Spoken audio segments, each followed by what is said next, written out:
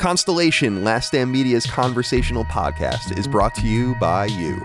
If you want to learn how to support our podcast network, head to patreon.com/laststandmedia.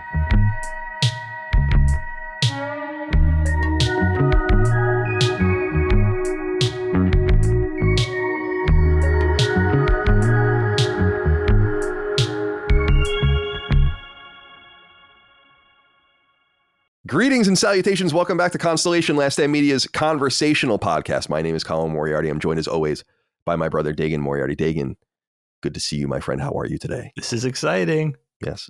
Listen, I was coming in. We had some technical snafus, but I'm not going to be derailed. What I have to say is too important. I'm sorry. I'm still going to go with this. Now, it was a whole hour ago, but right before we went on, or right before we came on to address the technical difficulties, which happens. Listen. Came on what? Oh! I was stuffing prosciutto down my gullet. Mm-hmm. Now I just have to tell you guys, I don't know where you stand on prosciutto, but listen to me.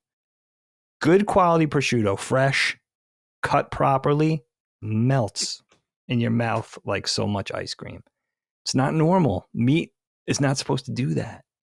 So I'm here to sing the praises of prosciutto. Oh, I love prosciutto. I'm not even comfortable calling it a cold cut. We need to come up with a whole new cured meat. Okay, yeah, well, there it is. Just doesn't sound majestic enough. I got an answer for you real quick. Cured meat. Yeah, I need something more majestic. Prosciutto is dude. Prosciutto, a little bit of the prosciutto, as our Italian American fucking Sopranos like family says. Do they break English just to say that?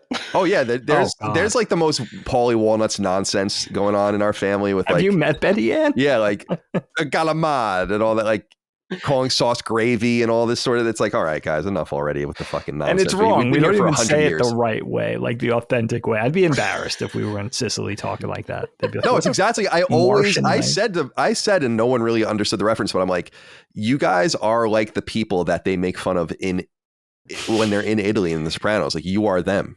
When Paulie Walnuts goes to the restaurant, he's like, "Can't I just get some gravy? Some pasta and gravy or whatever?" Ramon, you didn't need to spool your Dell. Fair enough. Ramon Narvaez, welcome back to the show. Musician, the composer responsible for all of our music here on Last Stand Media. All those songs you love. How are you? All the songs you love. Couldn't figure out a USB input on the Zoom recorder. So here's what happened. We've all been there. So here's what happened. Dagan's being really nice. I appreciate it. So yeah, no, exactly.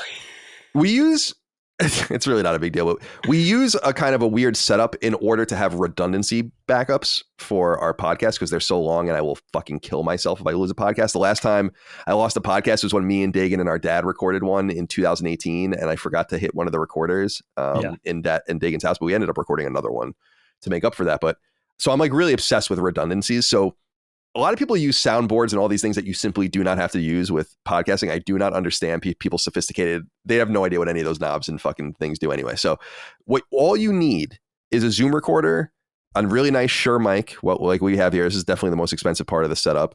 And then just an ARM XLR cables going into the Zoom. And then a USB cable goes into the computer. And this is one of many ways that we can make basically a passive audio redundancy.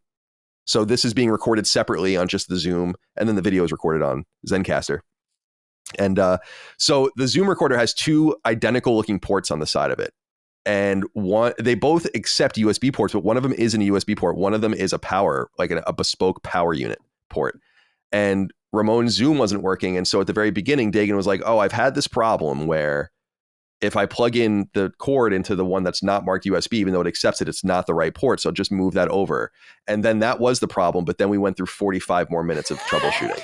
Yeah. Anyway. I thought you were talking about like USB-C or I don't, to be honest, there's no excuse really. And now you had to break down the fourth wall, my friend. I know. That's what the show's all about. It's good to have you here though, my friend. What's going on? What's your shirt? Oh, Breeders. I'm going to go see them next week. On Wednesday. They're playing Last Splash in its entirety, and I am very excited about that. So jelly. I just heard this. Do You Love Me Now is like top 10 songs of all time. Oh yeah, man. Yeah, I really, when I was a kid, one of my teachers gave me Last Splash when I was in 7th grade, and it's one of those things where I don't think it really resonated with me for many, many years. Like I listened to it here and there, and then some point within the last year or so, I just kind of became obsessed with them and been going down a lot of rabbit holes. And Last Splash in particular, and then the follow-up record, which was like 9 years later or something like that, title TK is really amazing. And then there's Pod as well, which was the record before, which is awesome. And it's just I've just kind of dived in and really, really excited. More importantly, the venue is like probably like has like 150 people. Oh shit! It's gonna be really small because originally, they're playing out here at the Wiltern, which is like probably like 2,000 or something like that. And then like I had tickets for that actually, and then they announced this small one, so I bought those, and then was able to sell the Wiltern one. So now I'm going to the Hollywood Forever Masonic Lodge, which is a really cool venue. I've seen Protomartyr there, and I saw Tim Hecker there as well. Pretty cool venue. It's where the Hollywood Forever Cemetery. I don't know if you ever heard of that, where like they do like a lot of like outdoor movie screenings. And oh, that's awesome. Yeah, so it's gonna be really cool. I've been looking forward to it for like the last couple months, so I'm pumped. Cool, sick, man. Welcome to the show. Glad we got everything worked out. I'm going to see you. We'll all be together in just a couple weeks at the wedding, but it's good to have you back on. People really enjoyed your last appearance, and people really enjoy your musical contributions. There's no exceptions. So Dagan has done all of the visual art for the company, all of the logos and everything, and that treatment. And Ramon has done all of the audio for, because I am, if there's one thing I totally am, it's a nepotist. So,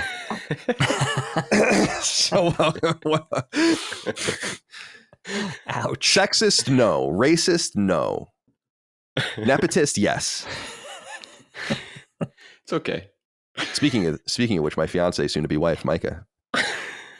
Welcome to the show, my dear. It's good to see you. Now, you're doing us a huge favor today because you weren't scheduled to be on the show today. Cog was, but Cog has fallen ill again.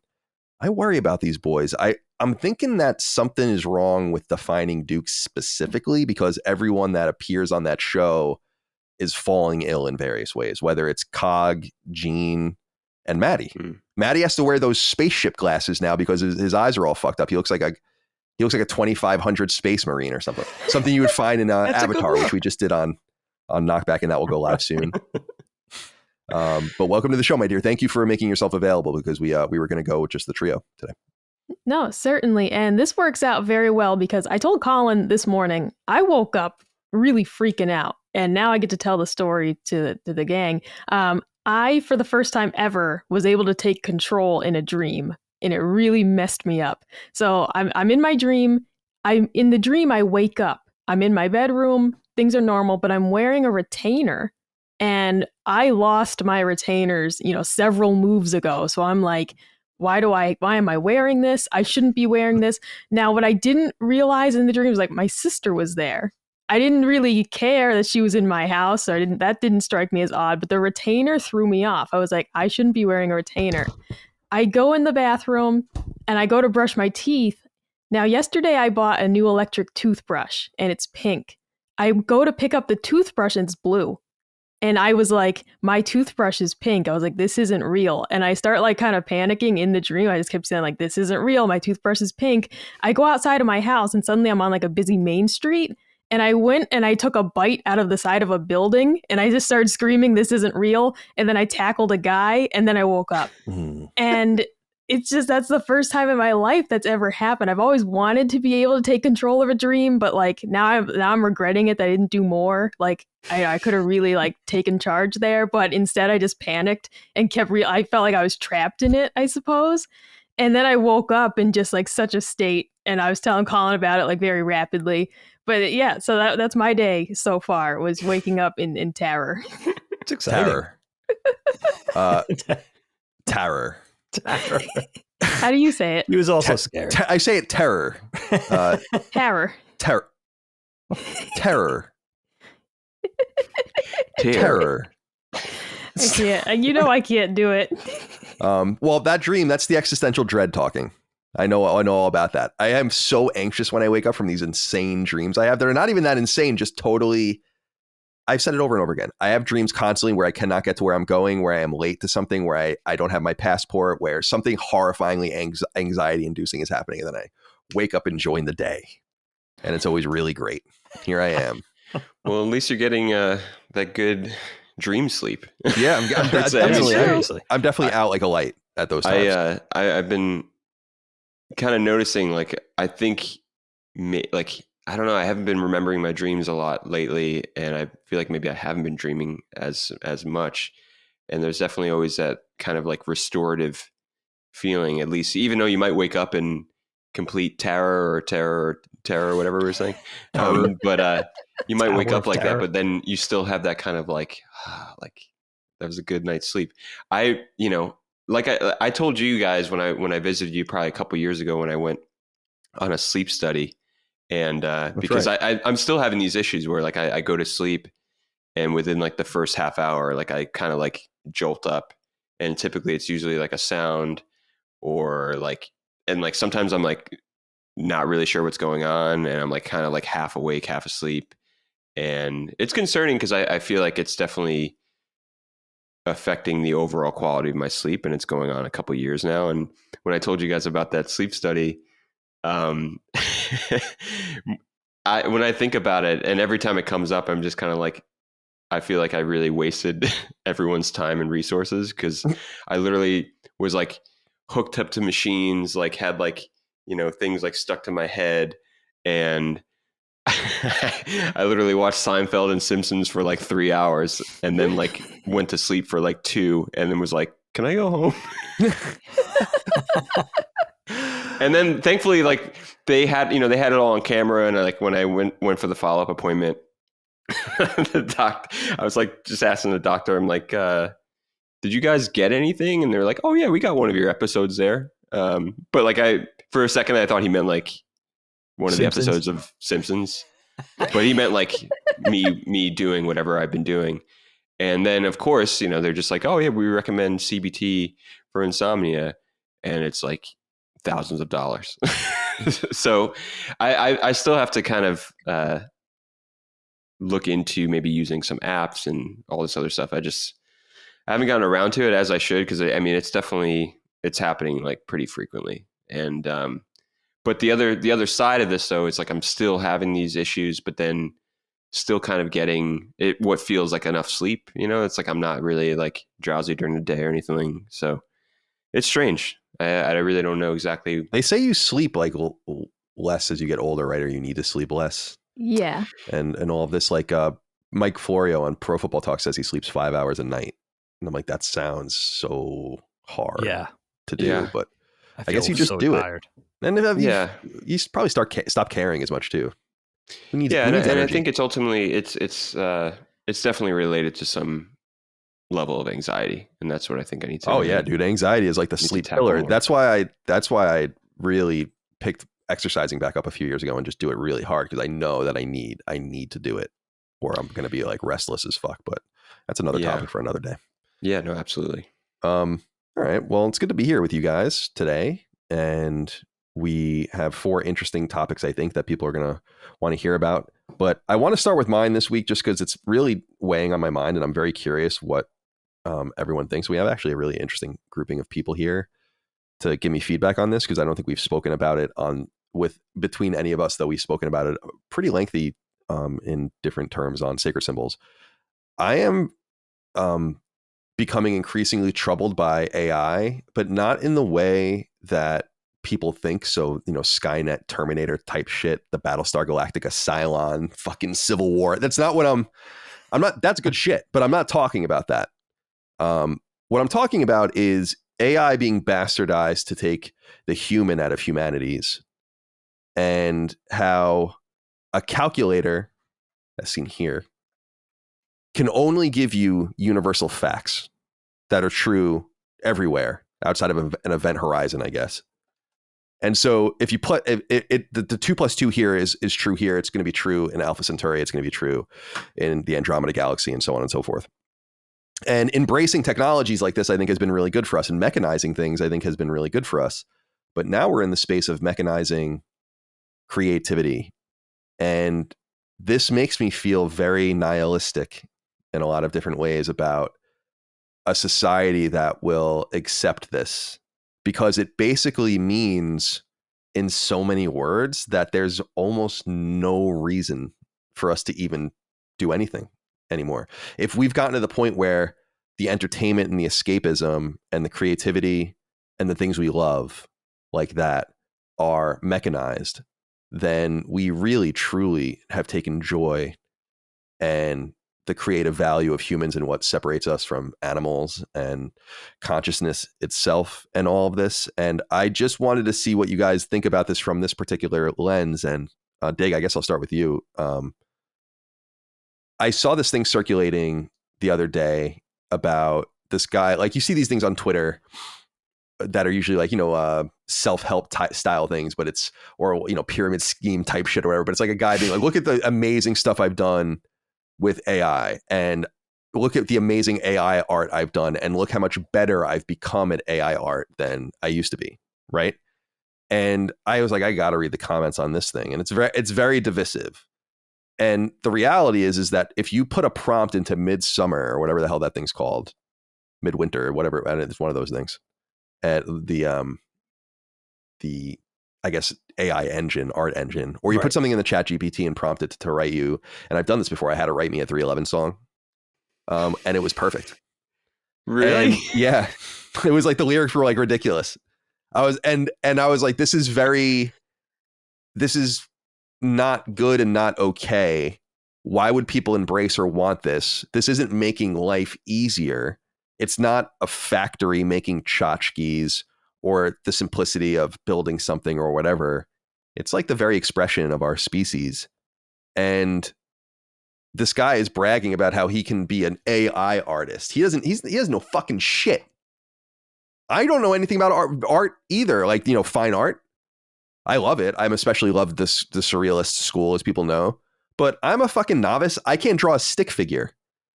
It would be absurd for me to go to this AI engine and say, like, look at my AI art. The fuck out of here. And that bothers me. Writing's already been conquered, unfortunately, and that's the art that I'm good at, right? And AI writing is strong, unfortunately, and I have all sorts of problems with that, but for some reason, this is what really tipped me off, because I find the visual artistic expression to be so unique and so human. Think about the cave paintings in like France from tens of thousands of years ago, and putting their hands up and drawing around them and making these kind of crude figures of animals and all of this. This is like a revolution in expression. Our dogs are not fucking doing that. They don't even know what that is. They don't know how. They don't understand that level of consciousness. And we think we've taught a computer how to do it, but what we've taught the computer is how to copy what already exists. And so, Dig, I don't know. This is a broad topic. I'm curious, especially as an artist yourself and an animator, what you think about it. And I think we have an interesting group of people, because Micah and I are both writers, and Ramon's a musician, and Dagan is an artist and a writer too. And we all write, I guess. Mm-hmm. But yeah, right. I'm curious how everyone feels about it from these different perspectives, because I'm not only concerned about it happening, I'm concerned about people's reception of it. And the way I put it, Dagan, on Sacred was, because Dustin and I were having this argument, and he's like, well, eventually they're going to present to you a video game that's completely made by AI and you won't know. And I'm like, yeah, but that's like feeding me. And I think the example I used was like, that's feeding me a cheeseburger and I really like it. And then you come up and say, like, it was made of dead babies, asshole. Oh my God. It's like, well, I didn't know that. I was just eating it. I thought it was a cheeseburger. Just because, it's made of dead babies doesn't mean I approve of the dead babies or want that to happen. Why are you trying to bastardize this specific thing and saying like, well, you were fooled by it. You were fooled by it, so it must be good. Right. Get fucked. What do you think, Dave?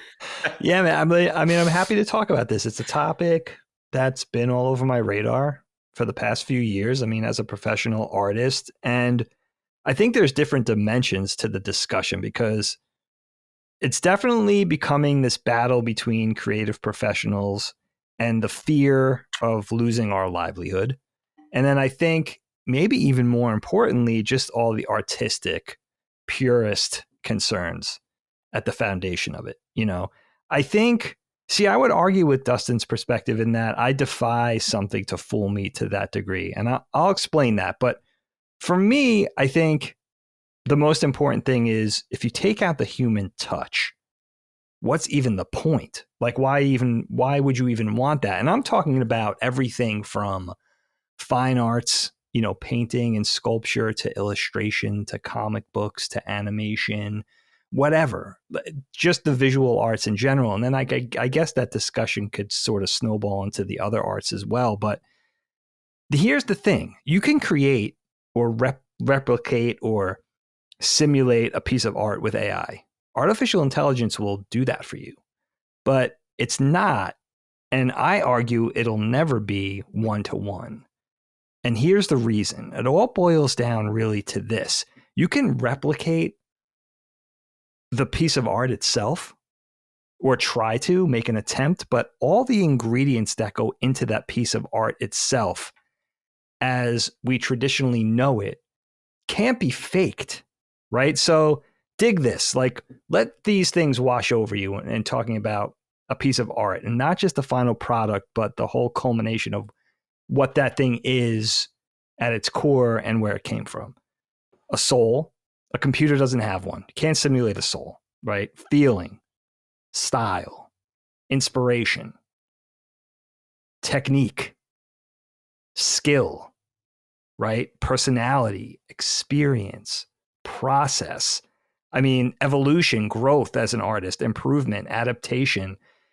That's all like the necessary ingredients without even trying. Like that applies to all artists, all of those things. You can't fake that. You can't just substitute and artificially fake that stuff. That's the stuff that makes up the whole essence of what that art is, and that's how we've come to know art over thousands and thousands of years. You can't just change that overnight and call it the same thing. It's not just the final product. In other words, it's an organic, nearly magical phenomenon. It's almost unexplainable in some ways. It's a journey, maybe even. Any piece of art, because that's the culmination of everything that artist imbues and has learned and developed and wants to share or not share, whatever, I think there's two things. We're in a culture, I think, where eventually it's going to come out in the wash after all the technical fascination. I know animators, professional animators that get paid for this, that are super fascinated with it. And I think at the core of that, they're not rooting for their own demise. They're just fascinated with the technical aspects of it, of like, look what this could do. It's like getting a new camera or a new piece of software. And to me, the computer, I know I have a very purist philosophy, but to me, the computer was always a hammer. I use the computer every day to do what I do and get paid for it. But it's just as good as a pencil. It's just as good as a paintbrush. They're all awesome. It's a tool. You know what I mean? So I think ultimately people will reject something that's fake in this culture where we don't even want fake Prada or Rolex or Fendi. We know that's a bad thing, right? Like we want the real shit. So eventually I think once that fascination dies down, people want the real artist from the real art from the real hand, and the real mind. And I think there's also going to feel like with AI art, I really think this deep down, there's going to be a piece or 10 pieces, whatever it is. It's going to feel like those pieces are missing with purely conceived AI art. I think it's going to leave you feeling cold in some way, even after it gets better, even after they perfect it, quote unquote.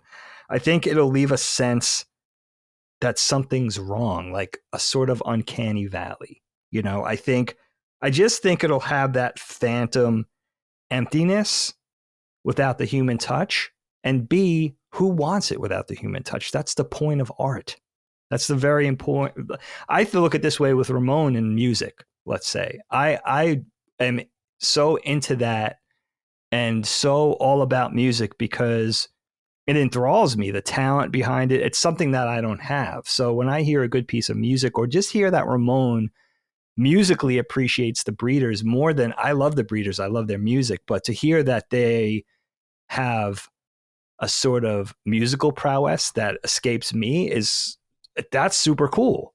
So I want to hear good music because I can't do that myself, right? I want to hear the people. It's all about the people at the core of creating that thing. Who, without that, I think everything's lost. I mean, why do we love Beethoven, right? Why do we love Picasso, Rembrandt?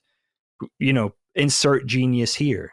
Dude, did you see that video going around of Picasso recently of drawing a face that's been going around? Have you guys see that? It's from the 50s, I think. No. And it's like him just drawing it's fucking awesome. I'll have to find it and send it to you guys. It's amazing. It's been making the rounds. That's the whole thing. I think, Dig, is the example I used on Sacred was, again, being into surrealism. I was thinking about and this is not a real painting, but just a painting of like a very fine woman with messed up hands, right? Like the hands are not right.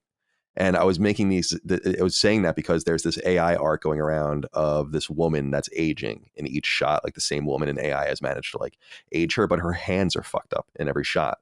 And I'm like, here's the difference. In the surreal painting from Dali or whatever, the hands are fucked up on purpose. It means something. It's intentional from the artist. It just means something. And it could even be just a red herring, like a MacGuffin on the painting, and he just wanted to do it anyway, and that's still intent. The computer didn't know what to do with the hands and fucked it up. It's broken. That's the only reason it looks like that's surreal, that it looks surrealist in some way. It's a great and point. That's the thing that bothers me the most in talking about Renaissance paintings or whatever. I'm like, it doesn't know what a Renaissance painting is. It knows what a Renaissance painting is because it scanned all of the Renaissance paintings, and now it's going to make that era's paintings, and now it can just make facsimiles of them. But it's a computer doing it, and why doesn't that matter to people? It's not a tchotchke. It's not a bottle of shampoo or something. Like I don't know what people don't understand about that. When I go to an art museum, which I love going to art museums, and I often spend a lot of time there. In fact, I tell a story about when I went with Allie once. She was annoyed with me because I was going too slowly, and she's like a mega into fine art, where I'm like really examining things and reading about them and stuff. And what's cool about art to me is thinking about the person painting it. That's what I love. Like, what is the perspective of this? Why are they doing this? What's the provenance? What's the context? What are you saying? What aren't you saying? If a computer generates that a painting that looks like it's in that school, it has none of that because it's a fucking computer painting. Right. And that's the difference between using a computer as a tool and then letting it do the work for you. And some people would say like, well, that's like a paint bucket in Photoshop.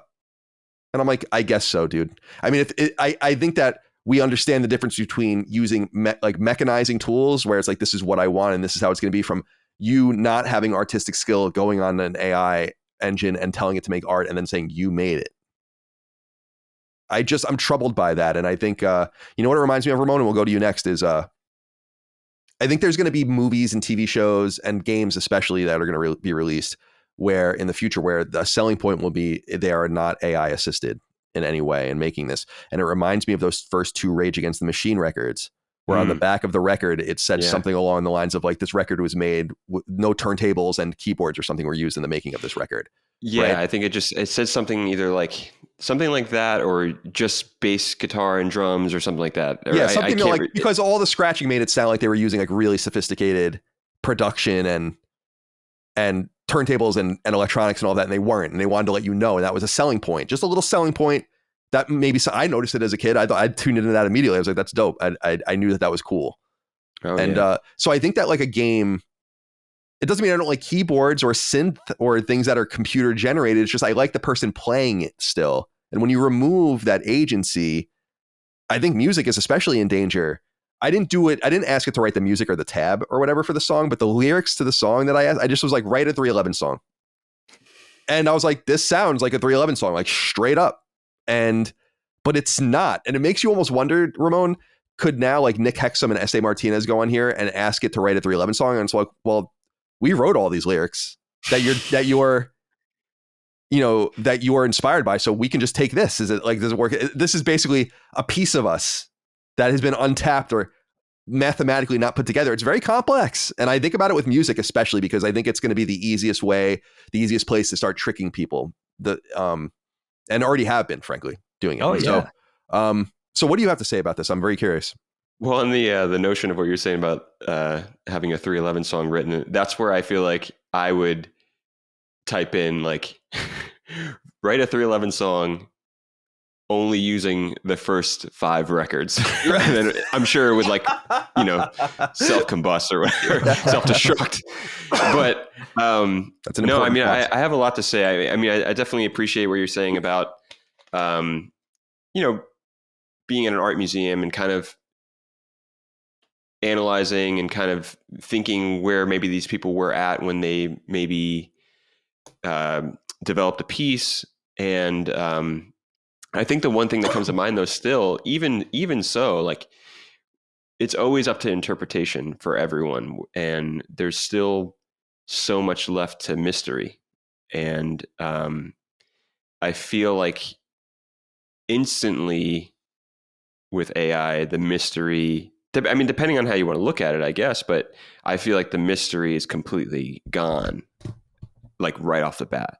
And I feel like that is probably one of the more beautiful things about art, the general mystery of it. But, when we were talking about through music, I kind of tend to look at all these things through a music lens.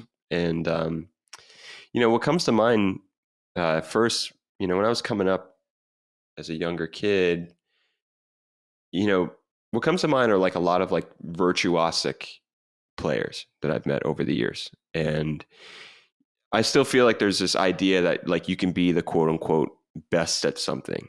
And there were definitely times in my life where I think I was susceptible to that kind of thinking. And there was this kind of like mechanical way of like, I want to really make sure that I can become the best at bass or guitar even. And not realizing like everything that I was drawn to had a mix of everything like Dagan was talking about, in terms of the emotion, maybe some of the skill set, maybe sometimes even less skill set, things that are happy accidents, like when we're talking about the Breeders,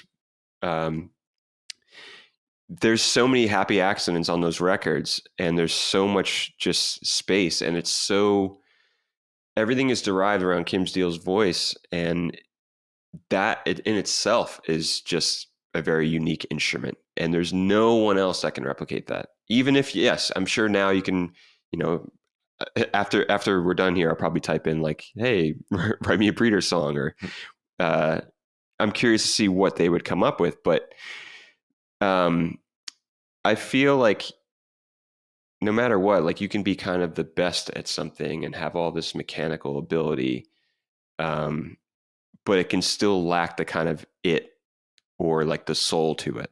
And when I say that too, I try to leave the idea of like quote unquote taste out of that equation too, because I find the more I slim the difference between like objective and subjective, like the happier I've become. Because I think there's when we're going into the depths of this, there's so much that could be going on within the artist's mind, what they're experiencing, their struggles, and how much that is either put to the page or put on record. But that's also goes back to we're also never really going to know. And a lot of times too, the artists themselves don't even know. It's like when you become so obsessed with something like I have been even recently with, say, the Breeders, right? Where it's like the stuff I want to, if I was in a room with them, the stuff I would ask them, I'm pretty sure they'd be like, dude, I have no idea. Like that was 30 years ago. And it's all up to interpretation. But, to echo what Dagan was saying as well, I do feel that when art is doing what it should be doing, whatever art that is, like I feel like it evokes emotion and there's kind of this greater understanding of what it is to be human. And what I've noticed too is that I generally think our art should never be a privilege. And unfortunately, there is like a massive amount of privilege around having the wherewithal to create in this day and age. And I say that because I think if everyone's basic needs were met in this world, I think you'd have so many more people with the confidence and healthy headspace to even consider calling themselves artists. Because I do also feel like in this world, there are so many things that pick from what typically is an art form and commercialize it and turn it into a job. And obviously everyone needs to, make a living. But I do feel like, the editors out there that like, do they want to be working on, some BS reality TV or something, when maybe they could be working on something of their own. But obviously, like you have to make a living for yourself to some degree. But I do feel like there's a lot of, because of that, everything kind of being over commodified to death, like we're kind of trained to almost judge art in a way that doesn't count or didn't sell, or because it wasn't mass marketed. And that leads to more and more people like not even considering themselves artists. And I do think AI dangerously has a chance to create a culture in which like some people will like grow up fully taking all art for granted in ways that we've never been able to in our lives before. And to me, that's very, very unsettling and pretty scary. And I'm trying to think of what else I have to say. I mean, like jokingly, I had in my notes here, I said like, am I down to see more pictures of the Pope or Steve Harvey fronting hardcore bands? Yeah. Maybe. Yeah. I mean, that's kind of funny. Right. That's a great point and a great stinger, because there's great utility to it as long as we understand that it's not for real. Like a person earnestly saying, look at my AI art. No, simply not. It's just not. There is no. And this is what, and Micah, we'll go to you on this now, like, because you and I both love the written word, and we all do, but that's, I guess, where our focus and our creativity lies for me exclusively, pretty much. And I've often lamented that and made the argument that English syntax is such that if you simply gave an AI engine the rules of language and what words meant and somehow allowed it to understand those things without understanding how we speak, like examples of it, that it would never cobble together anything like what we sound like, even though it would be proper by the rules of syntax, if that makes any sense. In other words, it would say a bunch of things and do a bunch of things that we would never think of. And the example I always used was Stockfish, the famous chess engine, is like unbeatable, plays about at an LO of about 1,000 points higher than the best player in the world. But it learned how to do it and got to the final problem solving ability of it by only being taught the rules. And it had no idea what strategy was. It just learned by playing and moving things. So it would move its rook first or its second after moving a pawn out, and it would do all these crazy things. And it learned, like, you can't do that. You lose. And then it made a new way to play chess, basically. But it's playing the same game. It's just doing it at a much higher level. I use that as like kind of the corollary to language, where even it's spitting out things to us like, oh, tell me about this day in history. It's talking to you because it reads millions and billions of examples of writing in which the rules are established by the examples, not in just learning the mathematical, as it were, rules of the English language and learning what the words meant individually. It's stealing from us. And it's the first time that we have something like that, I think, where it's not just doing something for us. What it used to do is it would steal a task. The machine would, the fucking cotton gin would steal a task and make things more efficient. But the same end result happened. But now it's taking things that it shouldn't be able to do by right because it's not human, and regurgitating it out back to us based on us. This is why, and you and I were joking about this the other day. It's like, I've never been more, in the coming AI robot battle with humanity. It's like, dude, these things aren't alive. I'm more than ever. The heartstrings that were tugged during Detroit Become Human on PS4 back in 2019. It's a long ways away now. So what do you have to say about this situation? Yeah, well, and you mentioned Detroit Become Human, and of course, I was always anti-robot, and I always will be, except like Transformers. Those are my favorite movies of all time still. But anyways. They're from another planet though, aren't they? They are. Yeah. So like that's an alien species thing. That's a whole different thing we don't understand. That makes it worse though, because I don't like aliens. Yeah, but I love, robots, cool. All right, AI, I got problems with it. Where my mind always goes immediately is to books, And, you know, a recent controversy, this isn't AI, but this had to do with ghostwriting, was that Millie Bobby Brown, who's 11 from Stranger Things, recently released a book. Her name is real big on the cover, but it was ghost written by someone else. The story is based on like her grandmother's life, but she didn't actually write this book. And it caused a big controversy in, you know, reading circles because it's like, well, you know, it's known now that somebody else wrote it. You can Google it and this other woman's name comes up. But you look at the book at the bookstore and just her name's big on the cover. And that's what people think, that she wrote this book. And that's a problem. So we already have a problem just with the idea of somebody ghost wrote a novel. And so the idea to me of like a computer writing a novel is like, I don't want to pay for that. That's absolutely not something I want to support or pay for. You know, maybe I would rent it from the library, but there's no way that I'm going to pay someone to churn out pages from their computer and they didn't put any thought into it. They didn't do anything to it. They just had a computer write the book. Because I do love to buy books. I use the library a lot just because I don't have a ton of money to throw at books all the time. But I like to support the authors when I can. If there's a book that I absolutely like loved, you know, I rented it from the library and I adored it, I'll buy it, you know. But it is to think that I could maybe buy a book and it wasn't even written by a real person. I just hate to think that that's what I'd be spending my money on. And that's a big part of it when we talk about video games as well. The people who are okay with it and they say, yeah, but if it's a good game, and it's like, but I don't want to. The whole point of these games being, you know, $60, $70 is that you're supposed to be paying people salaries and that's how much it costs.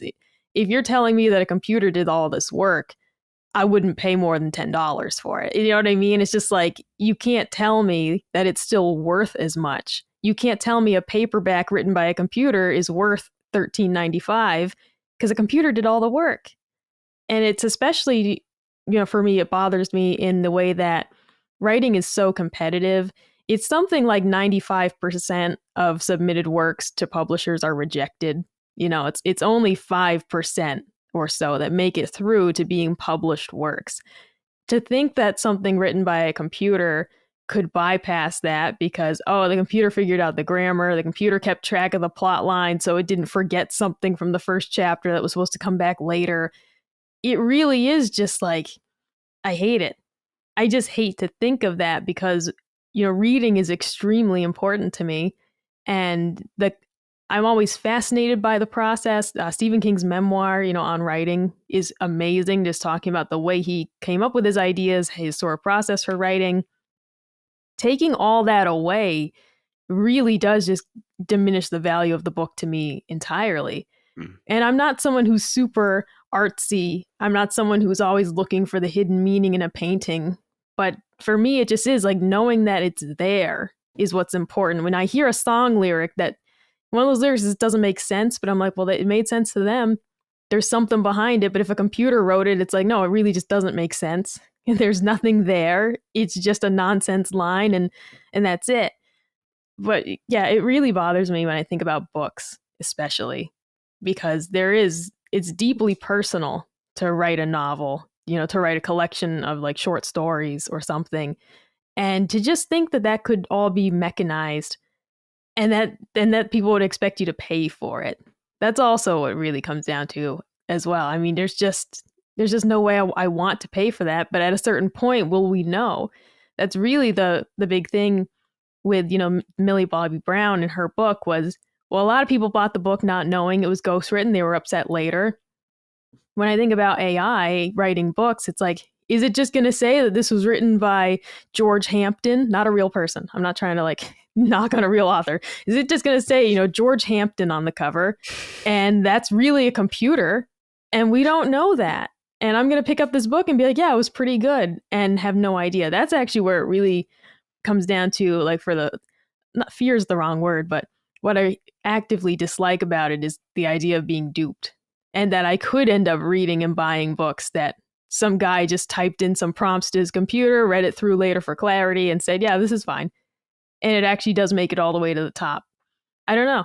Those are the possibilities that scare me the most because that's my favorite, you know, medium of entertainment probably is reading. And I just really hate to think that I would be, instead of supporting actual authors, accidentally supporting, some schmuck with a computer that's just typing out stuff and having all these novels come out. I mean, there's some really prolific authors who are known as like book mills. Like there's this British author who's written just like hundreds of books in his lifetime, and people start to knock on him, but at least he did it. And at least the guy sat at a typewriter and actually wrote all these books. Maybe they're not all the same quality. Maybe they're not all regarded as well, but he did it. Yeah, what's that He put in the sci-fi work. writer? There's that sci-fi writer, Dig. Do you know who I'm talking about? He's the guy who finished Wheel of Time, I think. Sanderson, Brandon Sanderson or something like that his name is. But there was a big New York Times article about him that was like the whole idea of it was like, how the fuck does this guy write so much? Like, does anything mean anything at all? Because he just like blurt. But yeah, I guess he really did do the work. I just think it's an interesting topic because, and you guys, you might actually be most in tune with this, Ramon, although I'm sure we've all observed it because you're in LA still.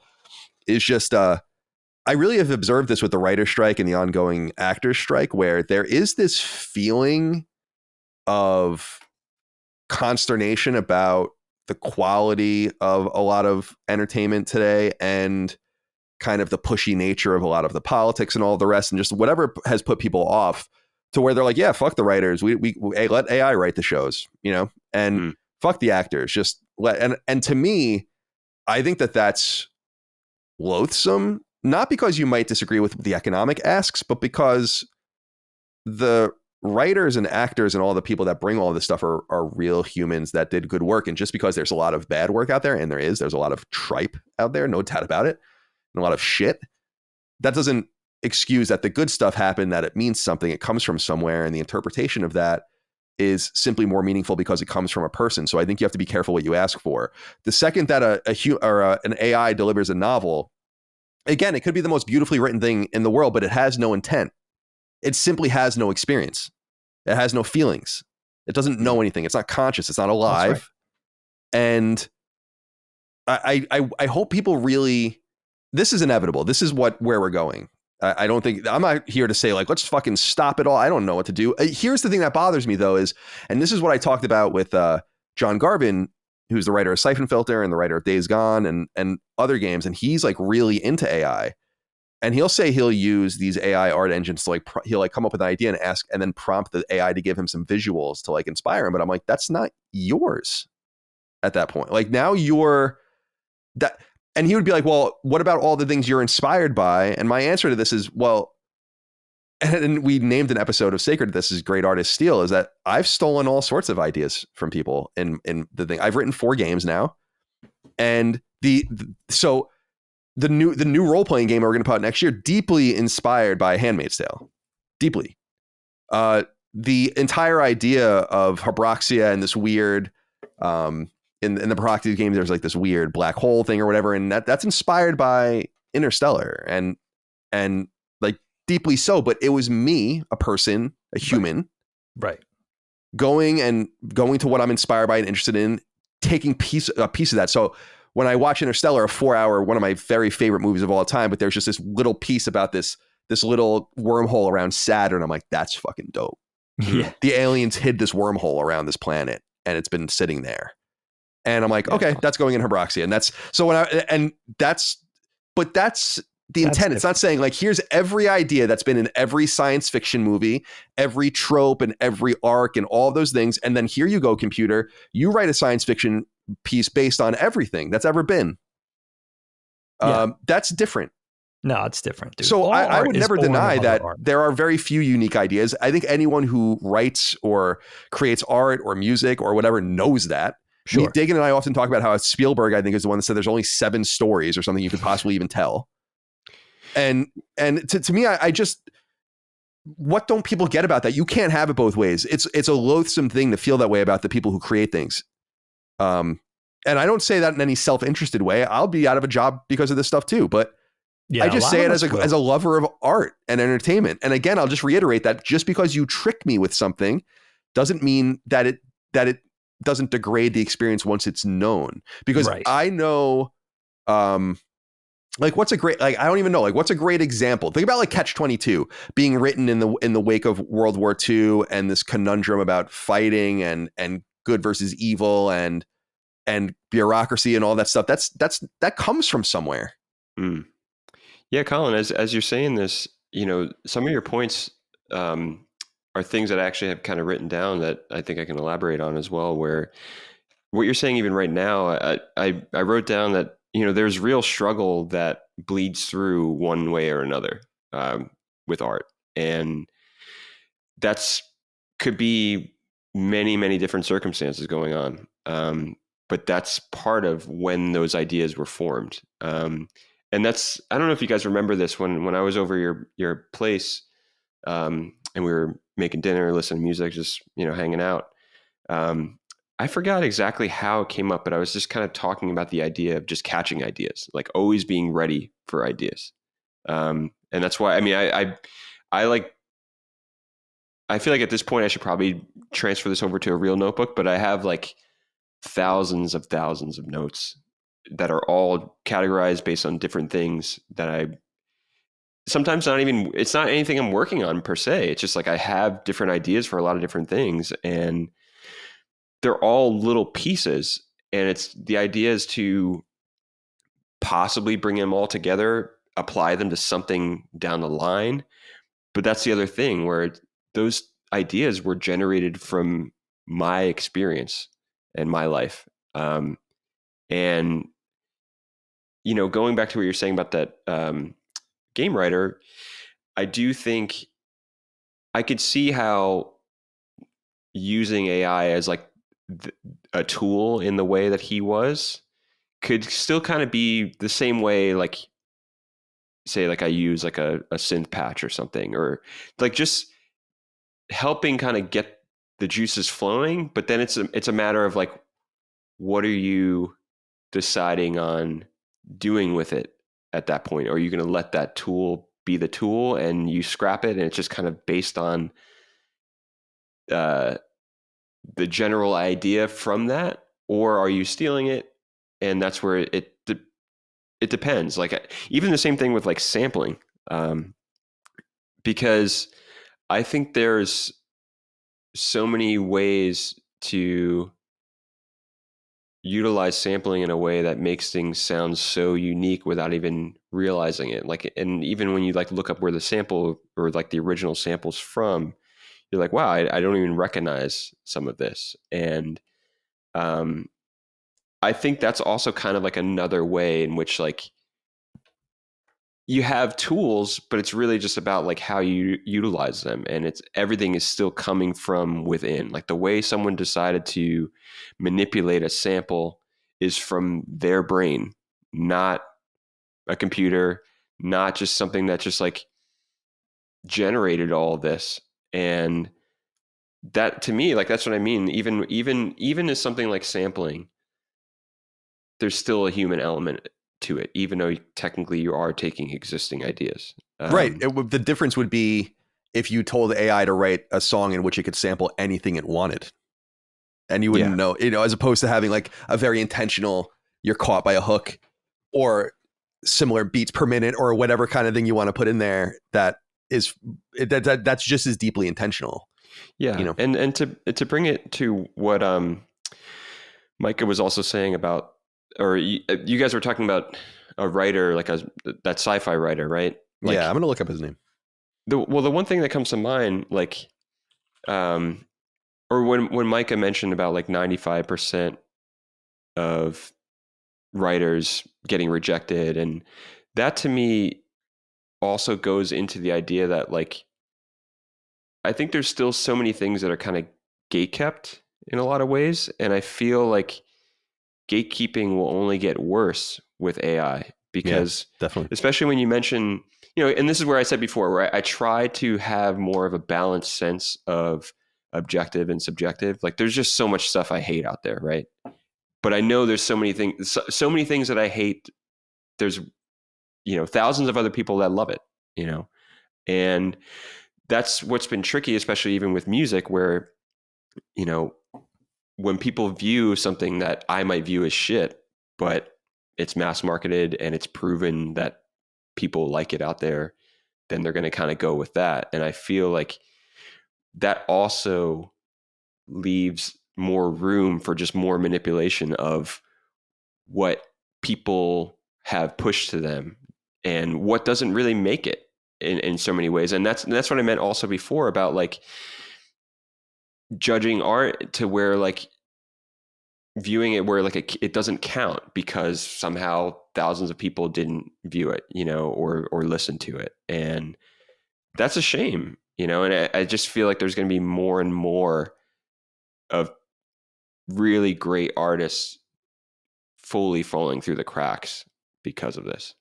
It is interesting to think about a resistance to it though, too, where, well, I guess what underlines this notion is this idea that with rare exception, I feel like the relationship between your own creativity and your inability to see the danger here is that there's a relationship between those two things. Like, yeah, you see it existentially, of course, but you also just see it in terms of what you look for. I am always looking for the human element. Rarely am I ever not seeking the human element. I couldn't imagine. I don't even know. People that feel that way are just wrong. We simply cannot let them win, at least in terms of of having like true creative heft in our and people understanding what it means to remove the human from humanity. And Colin, to your point there, I think, you know, for you to say you're looking for the human element, that comes with life experience. And I only say that because like you might have not have said that when you were 14 years old. You know what I mean? Sure. I might not have known that like, either, you know, and that's what I meant where if it starts so young for people and it's going to just always be that way, they might not ever progress into knowing what it is to look for the human element, if that makes sense. Yeah.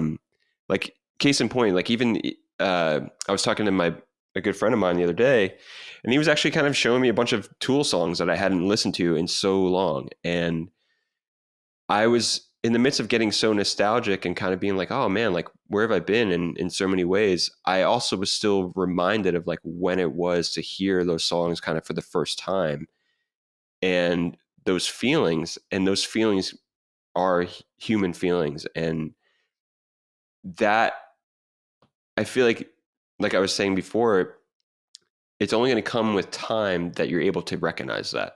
Like I am looking for something with the human element, but it's just like the more and more that is unrecognizable, the worse it's going to be. Yeah. Well said. Any closing reflections on this topic, Micah? Yeah. If you guys don't mind, Kyle, Dig, if you have them. Yeah, crazy interesting point. Yeah. That I never really thought of. And you were saying it that somebody offered this up as like an argument about the paint bucket in Photoshop, you know, click and fill, right?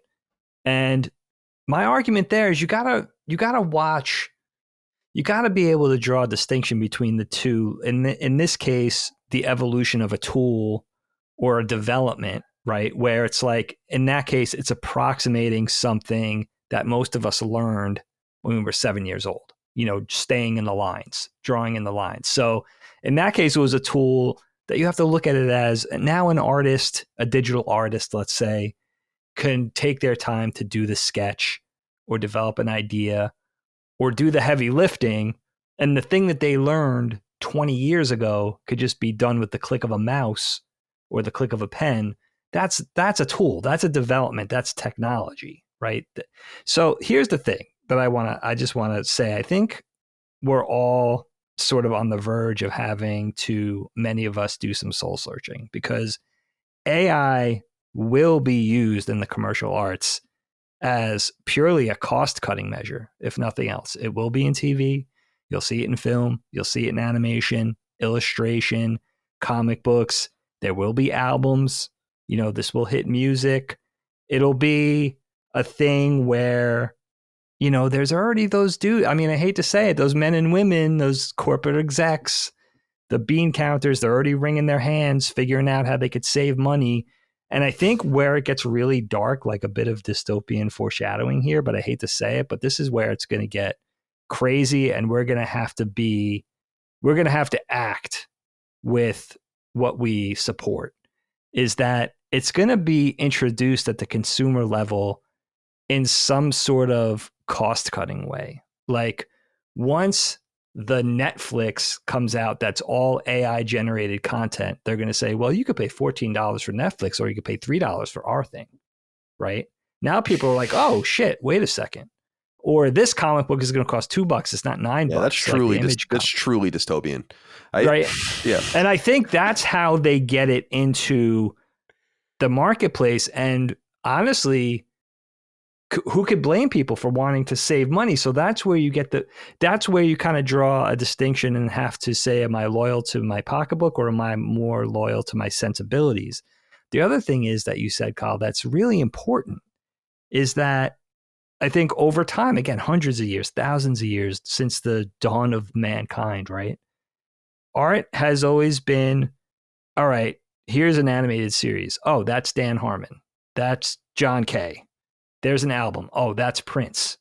Here's a collection of paintings. That's Brock. Here's a piece of classical music. That's Mozart. That's Beethoven, right? It's the people behind the thing that's the real essence. And it's not just a fandom perspective saying something like that. It's a relationship between the art and the person appreciating said art. Right? It's that relationship. It's the person who created it, whether that's a song or a painting or an illustration, whatever it is. Yep. It doesn't matter. So that's the thing. Anything short of that, as we know it right now, is fake. It's just fake. It's not a real thing. It's a simulation. It's the kind of the artificial sweetener that's not good for you. It's not better for you. And like you guys said, there's something in that thing. It's meaning, it's context, it's craft, it's study, it's practice, it's spontaneity, it's ideas, it's the evolution of ideas, it's passion. You could get the piece of art. And listen, I guarantee this already exists. There's probably art galleries out there, physical brick and mortar spaces that have a collection of impressionistic seaside paintings, right? People just want something for above their couch, all done by computer. I guarantee it already exists. And in that case, it's, wow, this looks like a perfectly beautiful impressionistic painting. Doesn't look any different than a Monet to me. And it was $200, and I get this beautiful piece for above my couch, That's the disturbing thing. It's like, but where it's not a hand, it's like, it's not a hand, it's circuitry. Yeah. And that's where it's I totally agree. Science fiction.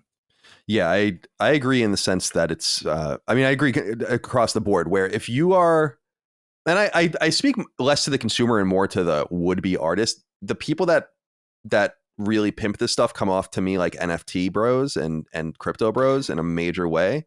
Absolutely. You're obnoxious in a lot of different ways. And I want to be very clear that if you are sitting with a prompt blinking in front of you, typing into it, and then a bunch of stuff's coming up from what you typed in, you're not an artist or a writer. You're not a painter. You can't draw. You're not doing any of that stuff. If you are writing something like when I've written my stories and you're not starting with maybe a journal of ideas that you've written down, but otherwise just a blank page in your mind, you're not a writer.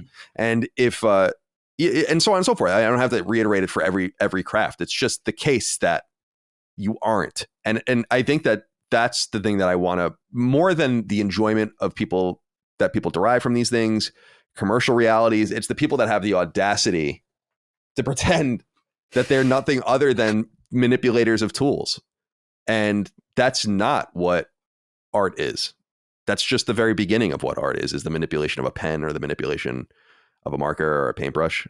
So, Micah, do you have anything you want to say before we move on?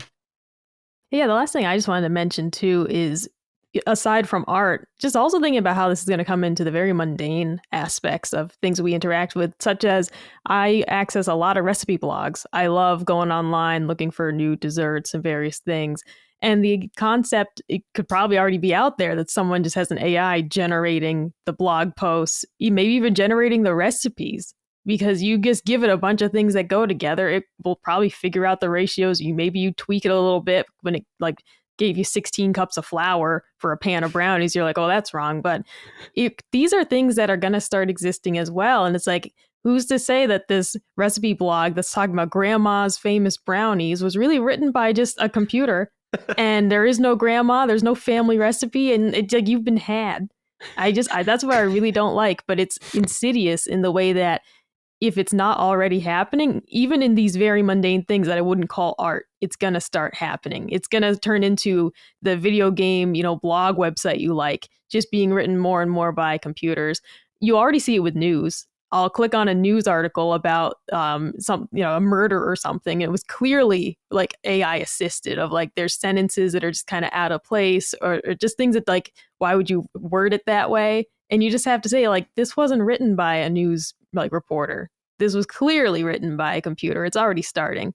But yeah, that's kind of where I want to leave it too, is just the recognition that even in things that I wouldn't consider art, it's already probably starting, and that's going to be a whole other conundrum. I'm cracking up over here because I want to almost say that it's like if someone in the comments out there has eaten some fucked up AI generated recipe, let us know. Yeah, let us I'm know very curious. ASAP. All right, well, let's move on to you with the next topic. Fuck these robots. Your topic is not literally though. No, don't fuck the robot. I mean, that's inevitable, I guess. That's coming. Fucking robots in the decades to come, probably. This could tie in. Yeah. Dig, let's go to you though. You have a somewhat related topic to do with the arts, and so I think that it would end fucking robots. So I thought it would be interesting to go to you next. By the way, that author is Brandon Sanderson. By the way, in case anyone was interested, the one that's written a million different things. Yeah, go on. Interesting. Okay, yeah. So we'll stay in the art realm with mine. Here's what I've been thinking. This is my topic for you guys: separating the art from the artist. I know this comes up pretty often in today's culture. And listen, it's a dilemma that dates back decades and decades. I mean, this has been going on for a long time, but I think it's especially relevant over, like, let's say the last 5 years or so. And basically, this is when a famous person gets canceled, behaves badly in some way, it goes public. The whole question of can we still enjoy what they create? The art or the thing that they give us, the thing that they entertain us with. And, this applies to, you guys could take it in a myriad of different ways, but artists, actors, actresses, directors, comedians, athletes, writers, just celebrities, famous people. Can we enjoy that thing that they're known for once we know they behaved in a way we don't approve of, right? So we think about all those typical ones. You guys may want to talk about some of these. Bill Cosby, that didn't go well. Michael Jackson, that whole thing. Louis C.K. and Harvey Weinstein and Michael Richards, that was a terrible look. Will Smith and James Franco. Woody Allen, yeah. But here's the thing, and look at the Harvey Weinstein thing. That was an interesting one because for me, that was the one with the real domino effect, potentially, at least, of questions with the way that would affect other people. Like, I automatically thought of, okay, I know he's the power broker behind a lot of the shit that we love, but Quentin Tarantino, Kevin Smith, Matt Damon and Ben Stiller, like, the Miramax, all that stuff. Yeah. It's like Ben Affleck, rather. It's it's like were those people around? Were they privy to this information? So that whole thing. The Weinstein thing was particularly memorable in that sense. It was like, oh, is he going to bring down the entire kingdom, this guy? That type of thing. But what I was thinking about it for was back in May or June, maybe, I'm really bad with social media and in particular Instagram. And it would be kind of nice to grow it.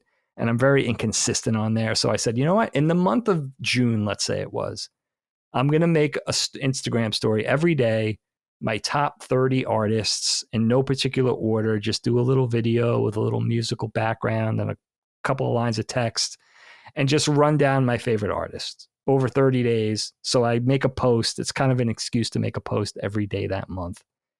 And I did this thing and I realized getting close to the end and saving the best for last, one of my favorite artists is a guy named Doug TenNapel. And a lot of guys and gals listening will know him as the creator and the designer of Earthworm Jim. Okay, this is the guy who created Earthworm Jim. Had a huge impact on me as far as comic book artists, animators, illustrators, like easily one of the most influential dudes to me as far as art goes. Just a brilliant draftsman, could really draw his ass off, had an awesome style, was involved in comic books, created Earthworm Jim and that whole cast of characters. And then one of my favorite sort of comic books in the 90s called Gear, which is an awesome book, was turned into an animated series for Nickelodeon called Cat Scratch.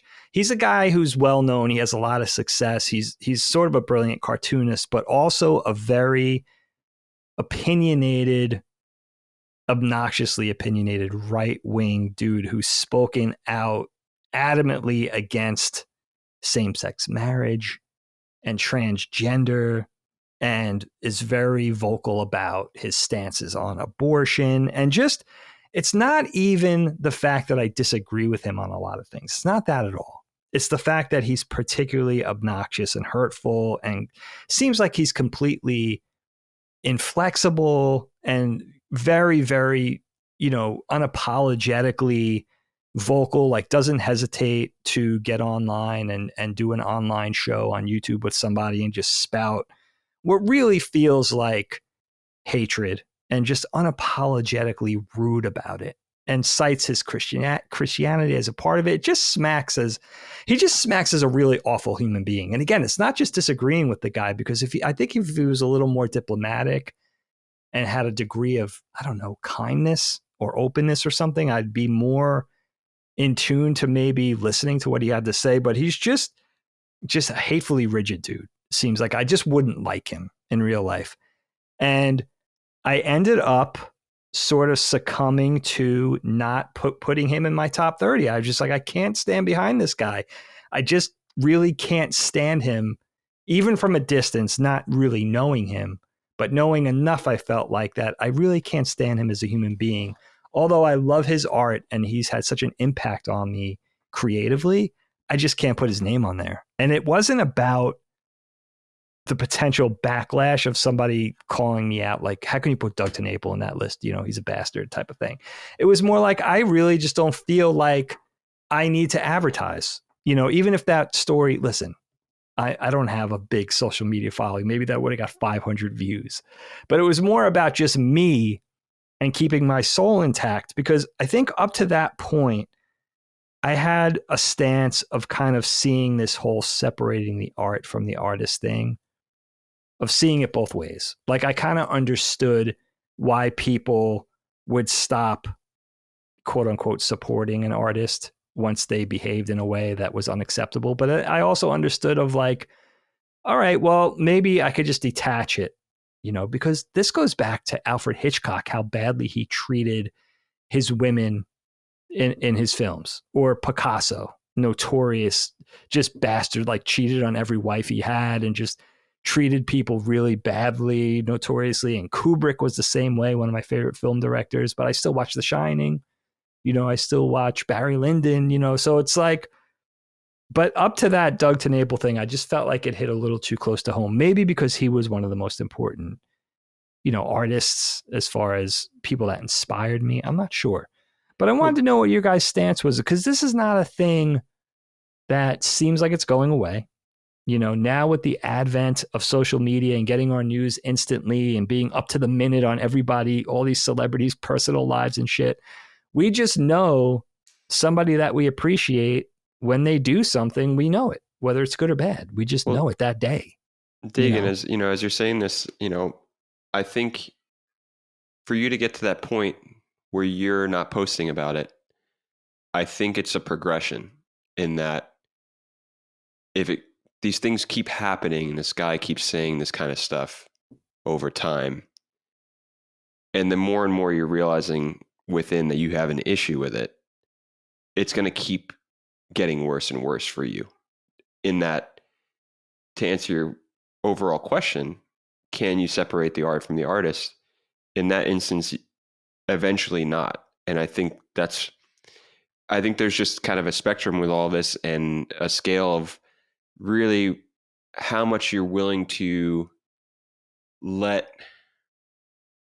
all these things that are outside of your control form an opinion and change your opinion. But I think there's just so many instances in which it is kind of impossible to separate it. And because I feel like eventually you can't, kind of like how I just said it. And that, one that comes to mind is, you know, we talk about Michael Jackson, in that when I saw that Leaving Neverland doc, you know, and I know in some circles it's controversial because people were trying to kind of, you know, deny what these people were saying. But I don't know if have you any of you guys seen that documentary? Oh yeah. No. Sorry, I was muted. Yeah, I saw it. It was amazing. Yeah, it is very controversial though, because a lot of people say it's complete tripe. You know, so yeah, but I don't know. People, just real quick, Ramon. People talk with such certitude about Michael Jackson, one way or the other, that I really do not know what to make of him. It's hard to know. Yeah. Well, yeah, and I've felt that same way too, but it was many years where what I'm saying is that years and years from like the early 90s, we were hearing about all this kind of stuff, right? And like the weird like Martin Bashir interviews back in the day where like, you know, like I always remember Michael Jackson was on there. He's like talking about Tommy Mottola. He's like, Tommy Mottola is mean, racist, and very devilish. But anyway, meanwhile, like they're perfect. He's like trying to like kind of steer them away from like what they really want to talk about. But what I'm saying is that we had like 30 or like 25 years of allegations happening. And what I'm saying is, even during that, I came into my own on Thriller. I came into my own on Off the Wall and Bad, and have a lot of really great memories with the Dangerous record and, you know, like Super Bowl halftime show and all this stuff, to where there was a progression where I think I went from not really giving a shit about Michael Jackson's music, obviously it was just always there, to like analyzing a little bit more and really understanding it and appreciating the different people involved. And that's the other thing. And this kind of ties into some of what I want to say too, where sometimes I try to fall back on, say, you know, you can use an example like the Thriller record. I try to get in the headspace of Quincy Jones produced that record. Rod Temperton arranged the rhythm section and, you know, wrote a lot of the songs.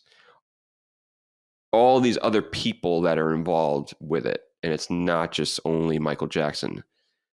But I'll say that and kind of maintain that stance. Like I was even like, you know, even after he died, like there was a period, especially through my tenure with the band Bad Rabbits, it's like those guys are very, very influenced by him in a lot of ways, amidst many other influences, but huge fans of Michael Jackson. And they kind of, I think, turned me on to him more from like a musical sense at that time. And, but even so, like at that time, like I remember I saw This Is It in the theater. Like I was still like I was becoming more and more of a fan or at least like from like those like first 3 records, you know, like post, you know, Dangerous. I haven't really followed it, but I just say this because I'm like, in the back of my mind, there's still all the controversy for years and years. And it was something in that doc, to not go into the really fucked up details and the way these people were talking about it. And yeah, it was deeply fucked if it's true. Yeah. And to the point to where I'm just like, there is this feeling of like, there's no way someone would fucking make this up. There's no way. Like the level of detail and the level of grooming and all this other stuff, where I'm just like, oh my God. And it was the first time where I was like, I don't think I want to listen to Michael Jackson anymore. Yeah. And what I'm saying is like, even so, like the last time I played with Bad Rabbits, like I kind of mentioned that to their singer, and he did bring up the other side of it, where he's like, I'm not really up for like trying to shit on people after they're dead, like if they have no real further defense. But I just, even so, I really still even Hitler. Yeah. No, I should have said that, but no, but we're just like, those people couldn't defend themselves in the proper way while he was alive, you know? And those people still experience massive trauma. And it was to the point where I'm just like, yeah, I can't do it. And it's really hard though, because I still try to like appreciate it. And I kind of can, like, every now and then. I think sometimes it is also a mix of like some of his stuff just being so like beaten into us, like, and overplayed, but there's still like this level of appreciation that I have, but it's gotten harder and harder. And that's what I mean, to bring it back to what you were saying about the artists you were mentioning in particular. There's just a progression with it. And one that really comes to mind, I think I talked to Colin and Micah about this over dinner when I was there last time, is Dave Chappelle. And I say this because I was such a huge fan of Dave Chappelle, and I will still maintain, that the Chappelle Show and a lot of his stand-up from that time, Coach made a rat ass. very, very influential and like very quotable. And it's like, I have so many friendships around that, and there's so many great memories. But the thing this is where I was trying to say, where there's this threshold, because this dude has had like 6 years worth of specials to at least try to have some sort of accountability on his clear, fucked up obsession with trans people, that he's not standing down on any of it. And he's just kind of in the same, well, you can't say anything funny anymore, or, well, you can't get away with it, or whatever you want to say. And I feel like that's such like a tired excuse for just like not being funny anymore in certain ways, because I think there's just, a difference between just plain mean spirited. And, the one thing that's really bothered me about him is like his separation of trans people and Black people. Like it's an erasure of trans black people. And what I'm saying is that after, again, there was a time when I say 6 years worth of specials, maybe not every year, but it's like, there was a point in time back in, maybe it was 2017. That's why I say 6 years, because it was like, you saw some of the jabs and it just kept going and going and getting worse and worse, to the point where I'm just like, this guy has a real problem. And it sucks, because I'm saying, now I think about that every time I think of Chappelle, because I have a trans nephew, and because I have many, many queer people in my life. And it's not a matter of being afraid that someone's going to judge me because I love the first 2 seasons of Chappelle Show, and I'll still try to, reference it here and there, but it has sullied it. And at some point you have to decide, how much can you let that sully it for yourself? Yeah. And there's a thing it's just there, and that sucks. I don't want to deal with that when I take in Chappelle stuff. And that's the thing. At this point, I'm just like, I probably won't watch his next special. The last special I watched twice to make sure I wasn't going insane, because there was just so much hate, and it was awful. And it sucks. So I'm like, this is someone that was like so funny and so original. And it's just like, and this is not even as heinous as some of these other people we're talking about. The Bill Cosby thing is another thing. Yeah. Same, I don't know if you guys seen this documentary. It's called We Need to Talk About Cosby. It's from W. Kamau Bell. Really amazing. It's a 4-part documentary, and it's highlights all of these struggles we're talking about, but especially being a Black man in the 80s, having Bill Cosby as this kind of like moral touchstone, and everything he was doing for so many people, and hiring Black writers, Black directors, and doing so much while maintaining this like really dark way about him. And they really show all the hints, and they speak to people. Again, it's just like, what do you have to gain by lying about this shit? Nothing. And the sad part about it, all these victims we're talking about are all women. It's really, and these artists we're talking about are all men. That's a bigger problem.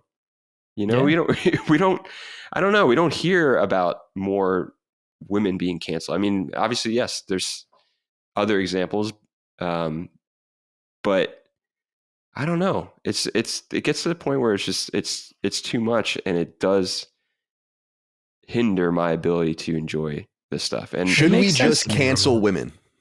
What? Should we just cancel women in general? Just basically take them all. I mean, listen, the MJ thing really frustrates me, you guys, because I don't know. It's post-mortem.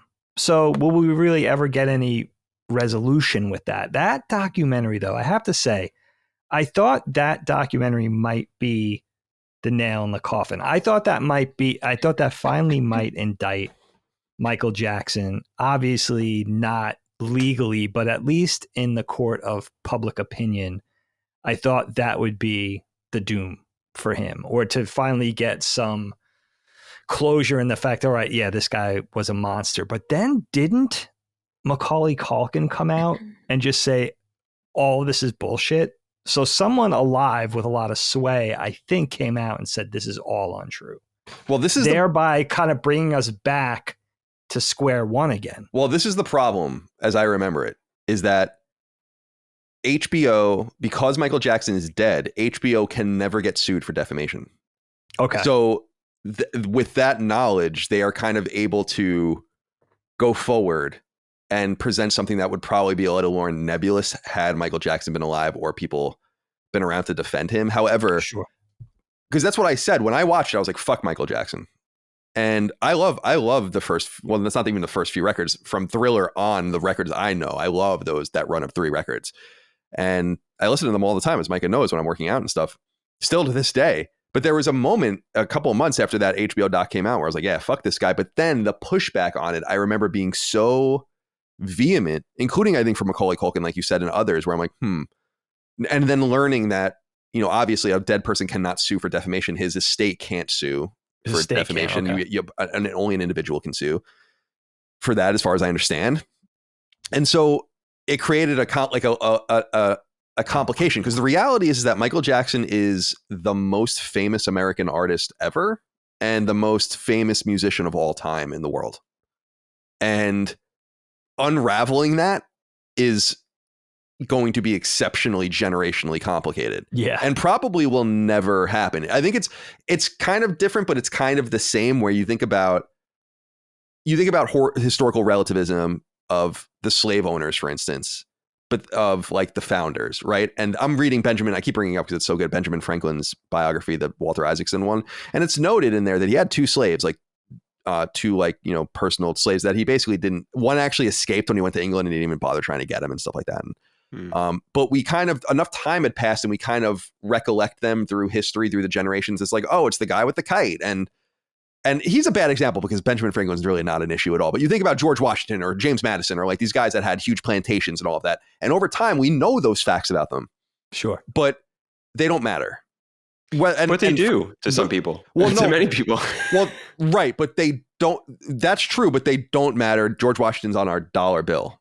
There's statues in Washington, D.C. of him and all of that. And I personally think he's a great man. We look at it through a different lens, though, and of the lens of historical relativism. But that's the point I'm making, is that you shake that shit out so that 200 years from now, when people are listening to Thriller, which they will, that might just be a footnote about him. And the other things there was a few other people I wanted to bring up before we kick it over to Micah, because I'm especially curious what you think of some of these people. And Ramon, I know you'll have fun with this one too, is O.J. Simpson. This is an interesting one just because I wonder about, like, we hold this thing against him where he was ruled not guilty. So by the justice system, he's not guilty. But we all know it was an example of juror nullification. That famous O.J. Simpson Netflix documentary from a few years ago basically confirmed from 2 of the jurors on the fucking record that they nullified the jury. You know, so we know that he did what he did, right? And he's been kind of cast out. But when you go to a Buffalo Bills game, whose name's in the Ring of Honor still? Whose number's still retired on the Buffalo Bills, right? You still see him on Twitter and all these things. So I think about him as someone who's kind of like in limbo, because he was like one of the great running backs of all time and one of the great NFL players and a fucking really funny actor too. I always think about him in Naked Gun and everything, where he's like mega funny. Nordberg. Nordberg, exactly. And then Bill Cosby, we already talked about. My whole thing with Bill Cosby is that I'm done with Bill Cosby. Can you imagine? He's done to me. Micah, you might feel differently than that. And I know other people feel differently about that too. And I'll be interested to hear from you on this. The other two that I wanted to bring up that I thought I would just present and see what you guys think, and I'll let you guys take it away, is Mel Gibson. I really love Mel Gibson, but Mel Gibson has also, we have to admit, hit the trinity of like mega homophobic remarks, then anti-Jew and anti-Semitic remarks, then anti-black N-word remarks. I didn't hear that. And he's remember when he was recorded by like his ex-girlfriend?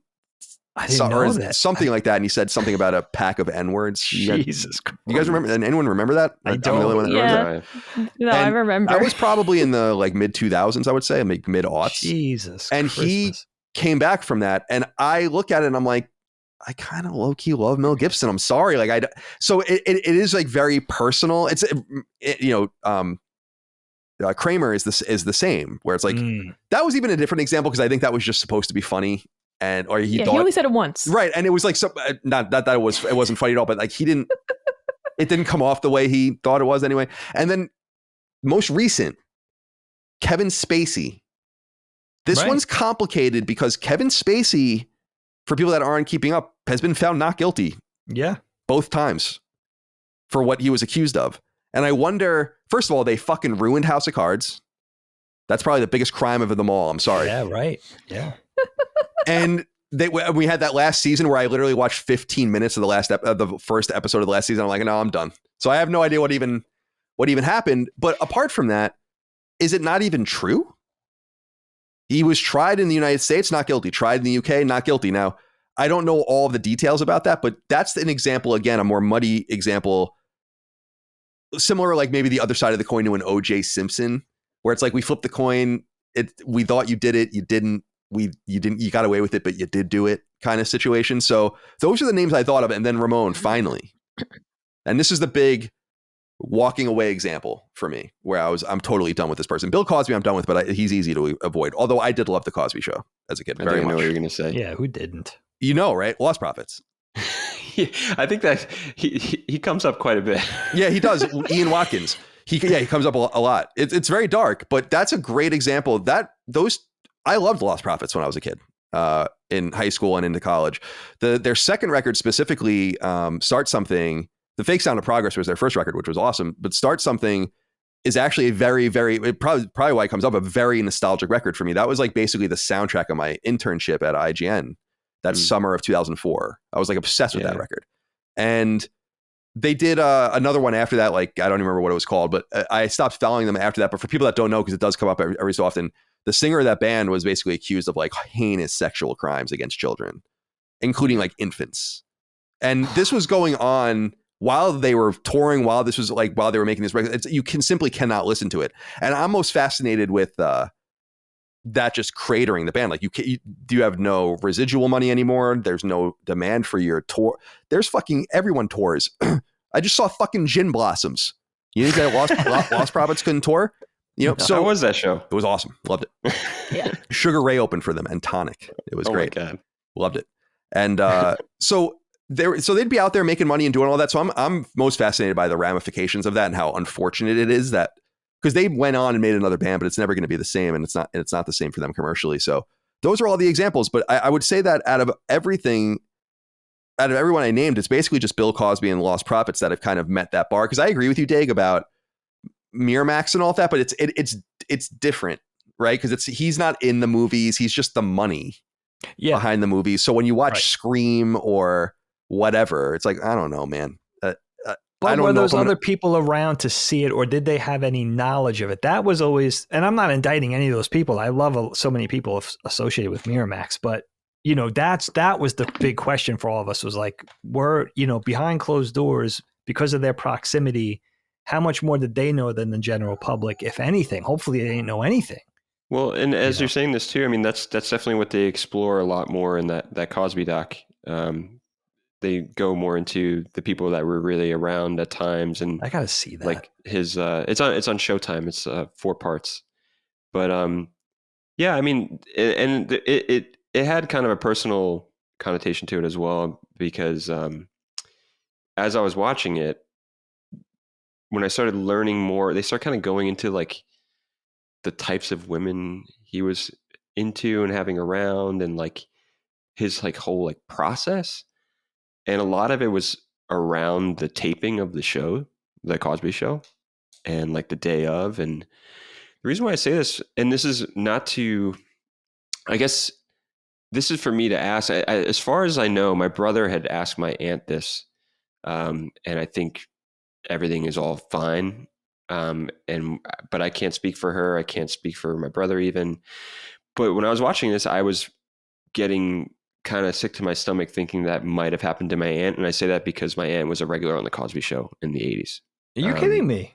Yeah, there was a character that was like it was like a friend of Vanessa's that like spoke really fast, and she was like on like most of a season. I can't remember which one, but holy shit, that was like something where I like, because I remember my brother had gone to a taping of the Cosby Show, and he came back. Oh with, like, wow, that's so cool. Does he know what episode it was still? I can't. I'm sure he would. It might have been the one where like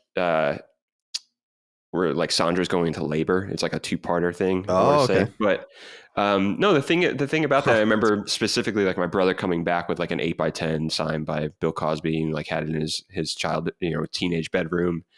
And like, we were huge fans of the Cosby Show, and also because of my aunt being on it. And that's kind of like what exposed me to it. But there was this real like deep, just sick to my stomach kind of feeling, knowing that like my aunt was around that and could have potentially been a victim.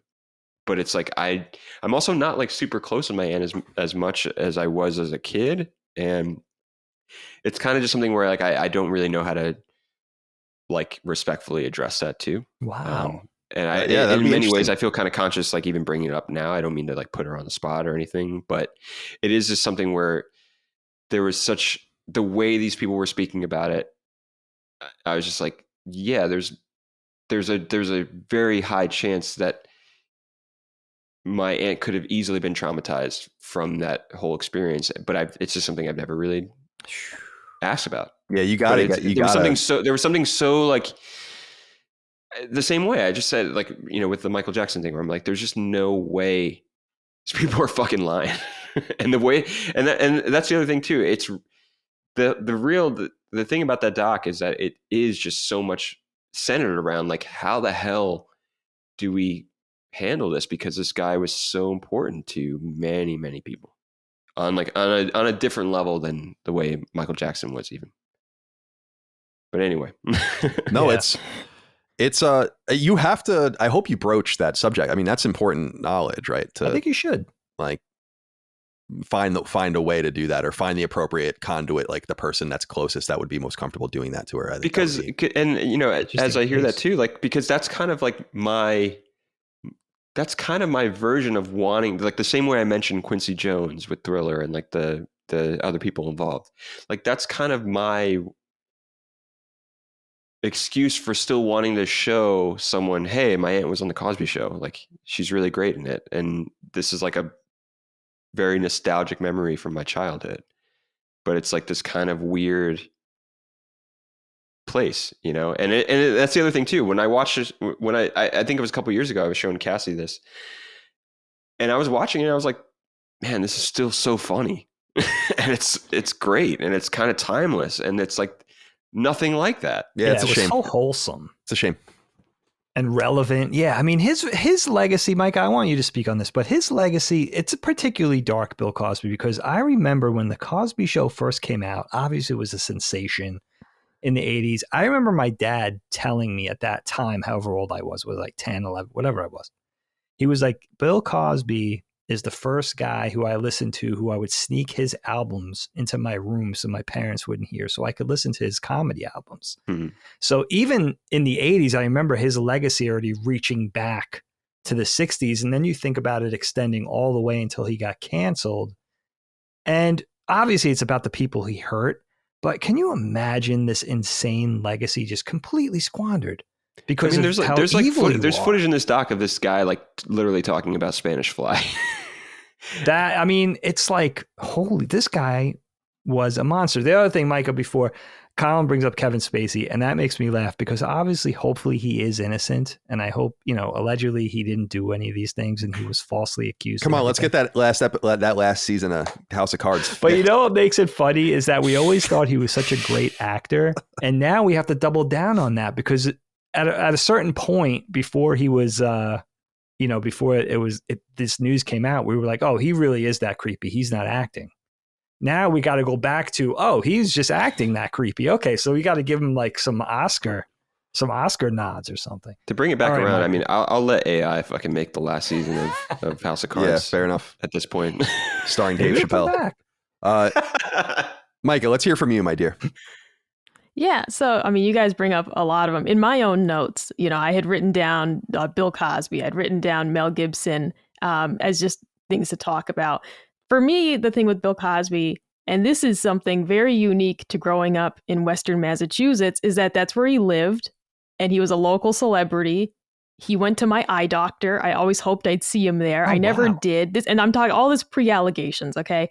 And I always hoped I'd see him there. My friend's grandpa met him a couple times just in the waiting room at the eye doctor. I always hoped that would be me because I was a huge fan of the Cosby Show. He was too busy roofing the optometrist to come in.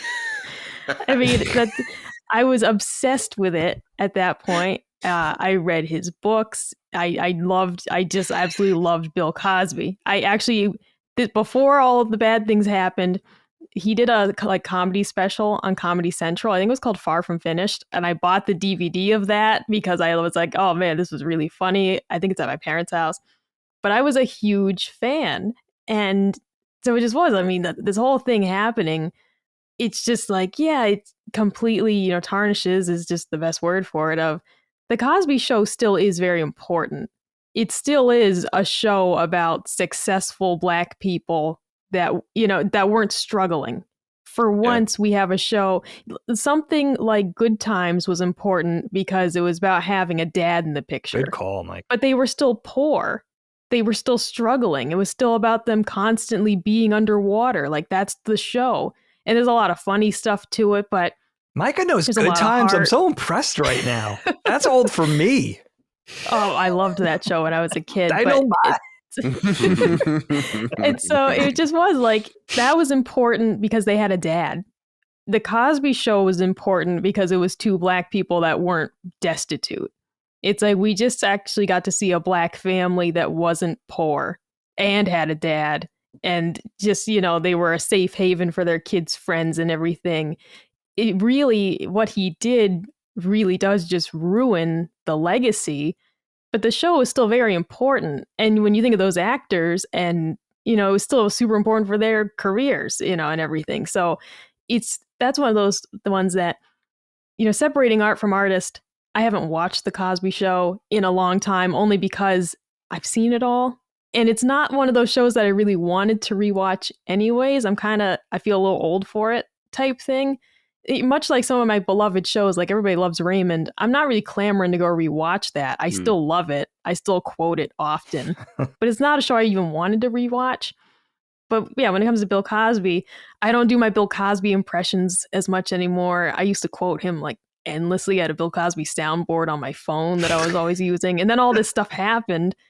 And you can't do it anymore. But I used to always, do all my Bill Cosby impressions, the Bill Cosby rap. I mean, like, I was obsessed with this man for years. And it just all fell apart. You mentioned Mel Gibson, who, when I was a kid, like Pocahontas was my favorite Disney movie, as I've mentioned. My mom, I was like, 7. And my mom was like, oh, John Smith, that's Mel Gibson. And then she let me watch Lethal Weapon for some reason. Yes. As if that was appropriate. But like, Mel Gibson was like my first celebrity crush. I'm like 7 years old. And I think he's just like the most beautiful man in the world. I adored him. And then all these horrible things happen. But he's still acting. I mean, Mel Gibson is still doing projects. Yeah. And I guess. But there was like a 10-year period where he was gone. Yeah. And then he was rehabilitated. Yeah. Hacksaw Ridge was the movie that rehabilitated him. Yeah. Exactly. So he's one of the ones where I guess I like, all right, I guess it's fine. And personally, it's fine. I can say I don't think I'd like him as a person, but I like his movies. And I think that's where a lot of this kind of forms in my brain as whether or not it's personally relevant to you is kind of where it starts to really drive a wedge into whether or not you can still enjoy that content. Like I can say, I think Mel Gibson's probably a douche, but I like his movies. And like, I think I can reconcile that. One of the ones I have trouble with, for example, is Maroon 5, who I just loved their music. But when it came out recently that the lead singer was like cheating on his wife, who was like pregnant at the time, and this isn't like an offense. I'm not like, upset about it, but it just sounds gross now when I listen to these songs. Because now when I hear these songs, I'm like, this is a dude that was cheating on his pregnant wife and it's yucky. And I don't like it anymore. And so I might listen to their songs because I want to hear the bass or something, but I don't like it the same way I did before because I'm like, this guy's skeevy now. That's where my line is of like, it's not like that for everybody. And of course, it's just a matter of knowing. I'm sure a lot of musicians and actors aren't great people, but it's whether or not you find out is kind of what determines it. So finding out that this guy was, and also he was so cringy about it. The messages he was sending to these women were just like a teenager wrote them. He's like, "Oh my God, look at your boobs!" Like it was just like they were so cringy. It's like that I meme can't of the take guy it getting the seriously. boob picture and then him responding with the glasses. Like exactly, the eyes coming out. Those texts were honestly so laughable that it just was. I was like, this guy's not cool at all. He sucks. Shit. So I just don't like them anymore. Like I'll still listen to a song every now and then, but it does this. I don't know. I don't like the guy. That record, anymore. Songs About Jane, remind me of an old dorm mate of Ramon and mine, Sean, who was on the Maroon 5 street team. Oh yeah, and actually introduced me to that record, and I really like that record a lot. No, it's a good one. They had a lot of good stuff. Like that's the thing. I'm not saying Maroon 5's bad, but it's like when I hear those songs now, it's like kind of icky because this is a dude that cheated on a pregnant wife, and I'm like, well, that's gross. Yeah, You're the whole gross, band has to suffer, right? Yeah. It is a band. It's not just him, right? Yeah, no, it is a band, and I think they're still popular regardless. I think most people are over. Yeah, he's on like, and he hosts that show, The right? Voice or something, isn't he? The Voice, right?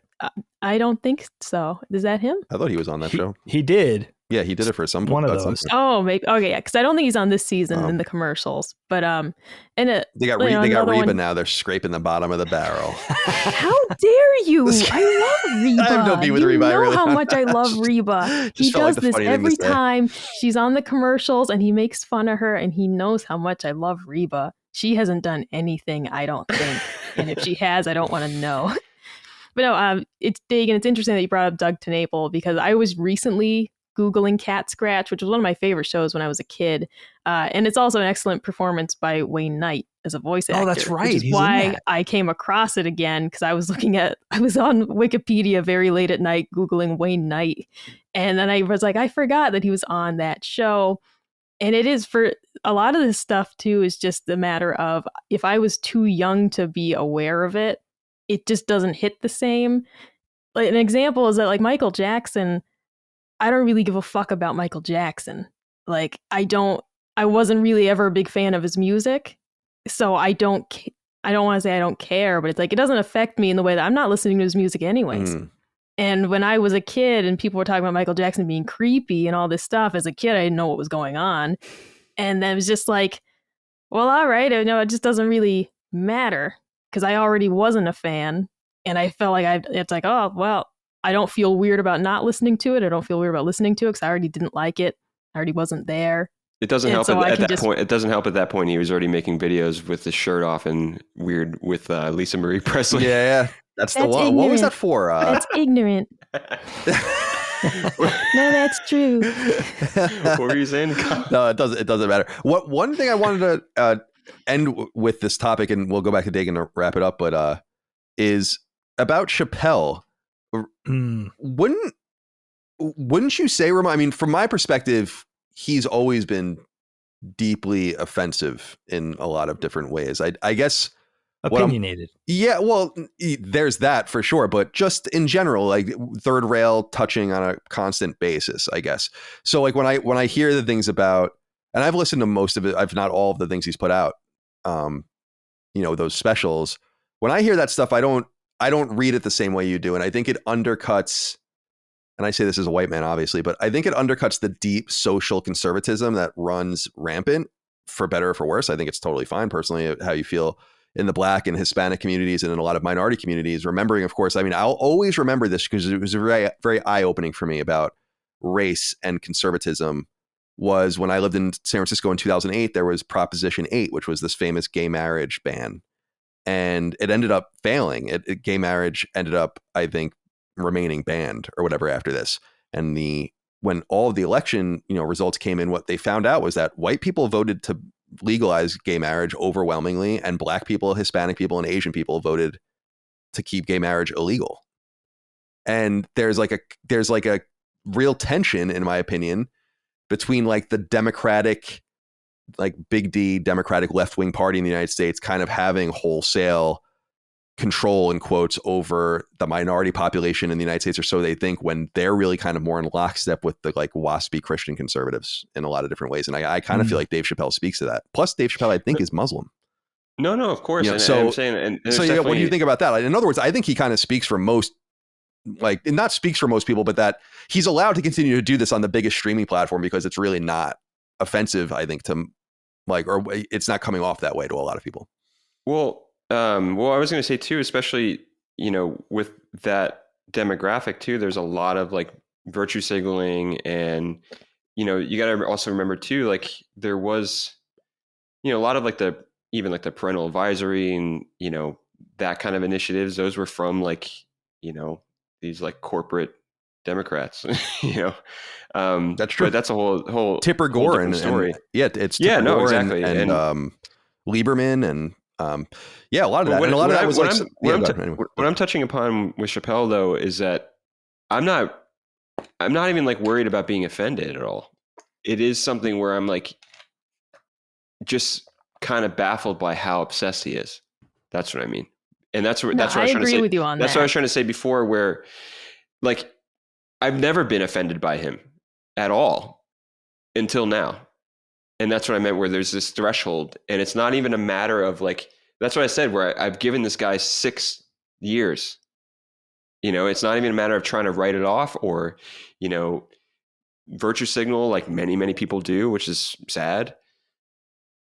And that's a whole other topic, but I just mean it in that, and going back to what I said, there's this general like culture that I find abhorrent of these comedians that are cheap.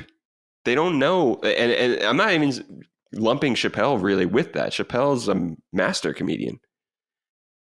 I'm saying there's so many people that just are in this, you can't say this anymore, you can't say that anymore. There's ways to say everything without being an asshole. Yeah, but I think that is, and this is a totally different topic, but I think he doubles and triples down on it because of that.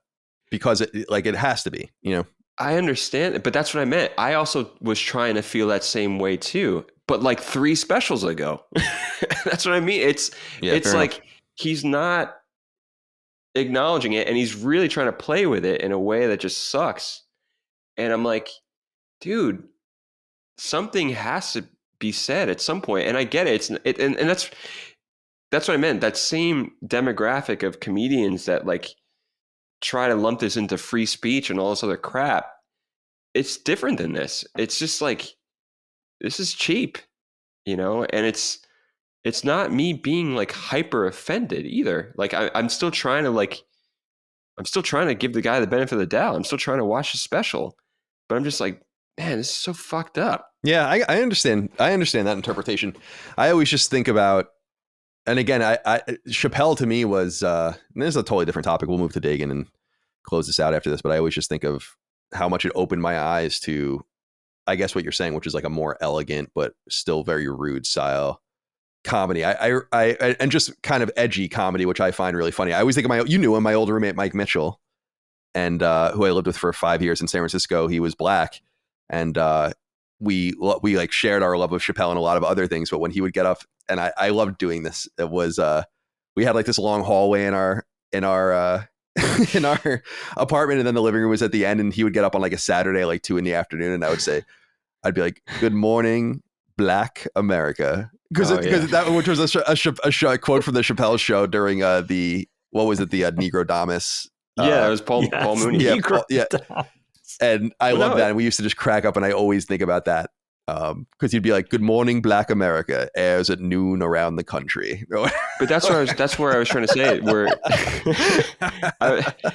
But that's what I've been trying to say. Like, there's still so many things that I still think are so funny. I mean, just the other day I saw a meme, and it was just like using when he's on the toilet and he's like reading the magazine. It says white people, and he's like, "Who the fuck is Renee Zellweger?" Like, there's all these things that are still like embedded, and that's what I'm saying. This is why it's hard for me, because I'm like, the whole point of his comedy back in the day. Not that there's a whole point, but I'm saying I was never offended. It was hyper hilarious to me. It was social commentary. There's so many things that are said that are super important that he does. And that's what I meant, where like talking about the erasure of Black trans people, because the way he's trying to like group Black people and group trans people is just not the way to do it. And that's what I meant, where it's just like, there's some sort of level of just like, you got to hone it in a little bit, buddy. Yeah, fair enough. I don't know. That's fair enough. No, that's fair enough. Yeah, I'm not offended by anything he said. I literally, though, one of his recent specials, he took 1 hour to tell 2 stories. I'm like, this isn't even a comedy special. This is just an evening with Dave Chappelle. Yeah. And it literally just wasn't funny. He does that now. It's not that it wasn't funny because it was offensive. Like, it's none of that. It literally was, this guy's telling a half-hour story. And I'm like, where's the jokes? Where's the funny? Bill Burr would have already told me 10 stories by now. Where are we going with this? Like, it really is just, he's got this axe to grind. What? And I'm just like, it's just not funny anymore. Like, just move on. And let's maybe take it easy comparing Bill Burr to Dave Chappelle. Go ahead. Bill Burr is way funnier than Dave Chappelle. I'll give you that. He's one of the best. All right, Bill Burr's hysterical. You got Bill Burr. You got Anthony Jeselnik. You got No, don't make me start ranking comedians. But that's the thing. Oh yeah, hysterical. Even so, like in the midst of this too, like I forgot about, like the 8 minutes and 40 or 8 minutes and 46 seconds clip that he did, which was deeply moving. But I'm saying, like, that was still like halfway through what I was talking about. It's like I like, because even when I saw that, I wasn't in this mindset of like, because I'm fully not like fuck Dave Chappelle at this point, but I wasn't anywhere near that mindset, even though he had already kind of started doing what he was doing 3 years at that point. But there's just something about this persistence with like how much he's going at it. I'm just like, can't. Fair enough. But it's tricky because like I want to, and I know there's still other like I guess what I'm trying to say, I think there's still more chances for this person to, I don't know, not be so obsessed with punching down on trans people, or at least a way to provide some sort of accountability to it, to at least make people that are deeply influenced by and have loved his stuff forever not get to these thresholds that I'm getting to. Dave, do you have anything you want to say before we close this topic? I just have to go out on something very important. One less important thing, but one very important thing. Bill Cosby, right? Yeah, stand-up comedian, Cosby Show, blah, blah, blah, blah. How dare you besmirch the name of Fat Albert and the Brown Hornet? And he did Little Bill for Nickelodeon, by the way. That gets Little Bill was incredible. Pages. That gets a little disturbing. Well, this is what we were. Not think too much about. This is what we were talking about earlier, though, Dagan. You had mentioned this was the amount of money that the Cosby Show would be making in syndication right now. Like, if the Cosby Show would be a hot commodity on something like Peacock, everyone would be getting paid an enormous amount of residual money to get it secured, especially because it's this legacy show under the different, scriptures of 80s and 90s television distribution, and everyone lost because of him. It's the same thing with Lost Profits. What I was saying earlier is like the whole band is fucked. Everything they were like, their whole plan of having like some relevance or being able to tour or have money coming in, it's all ruined because of the decision, the heinous shit that one person did. That's why I think it's so not funny, but interesting that Miramax really survived and didn't. They did. Yeah. And that happened. Could be Disney, that could be the Disney affiliation and everything. But yeah, the House of Cards, sorry, Kevin Spacey fans, is brought down by, the one person, kind of ruins it for everybody. I really like the Dave Chappelle connection to just what I originally was talking about with Doug TenNapel. Of course, Dave Chappelle, much more famous, But, I do love, obviously super funny. I do love him as a sort of an orator and a storyteller. So gifted. But I think with him, it might be a case of you get that extra large soapbox, you get that platform. He's already got his countless millions. It's like a little bit of, I can't resist, maybe the power going to your head. Let's just be honest. But also, it doesn't really matter now who I ostracize or who I offend, because my base is going to stay so massive regardless. That, and it's sad, and it is interesting to see how he will evolve, but it almost makes you think, was this the intent all along? Like, once I get to a certain level, I'm just going to unleash, whatever I'm feeling at that point. But that kind of, I don't know, this kind of brings on a whole nother part of the argument, or at least my thought with this, which is freedom of speech is really important. And Dave Chappelle and Doug TenNapel are actually interesting amongst this group, because allegedly, supposedly, hopefully, they didn't actually physically hurt anybody. It's just kind of flying off at the mouth and offending people verbally, and doing so in a hurtful way, in an undiplomatic way. And Doug TenNapel is doing the same thing, just has a much smaller base, right? Where there's other animation superstars who have actually been canceled. John Kay, right? He was grooming female animators that he was hiring, right? John Lasseter at Pixar, he was ousted over inappropriate sort of conduct over a certain period of time with colleagues and collaborators. He supposedly actually was inappropriate with people. But Doug TenNapel is just talking. I wish, it's interesting because, again, it's not about disagreeing with the things he says. It's just saying it in a way of, he'll basically say, like, I feel this way. And if you're pro gay marriage, if you're pro transgender, you're an idiot, And it's like, how do you think people are going to feel about that? I'm not gay and I'm not transgender, and it deeply offends me. So it's, it's that type of thing where you wish he could be a little more magnanimous about it, or at least like, let's have a conversation. Maybe we disagree, but we could come to some sort of compromise. Nothing like that. So that's, and again, that's where I felt like that was my line. I couldn't do it with Doug TenNapel, even on my little social media account. I just couldn't give him a platform, because I was just like, I just reject everything this man stands for. Yes, the talent, obviously the output, huge influence on me, top 5 all time. That's the tragedy, though. It's like, I can't stand behind this guy as a human being. And as we kind of sorted it out.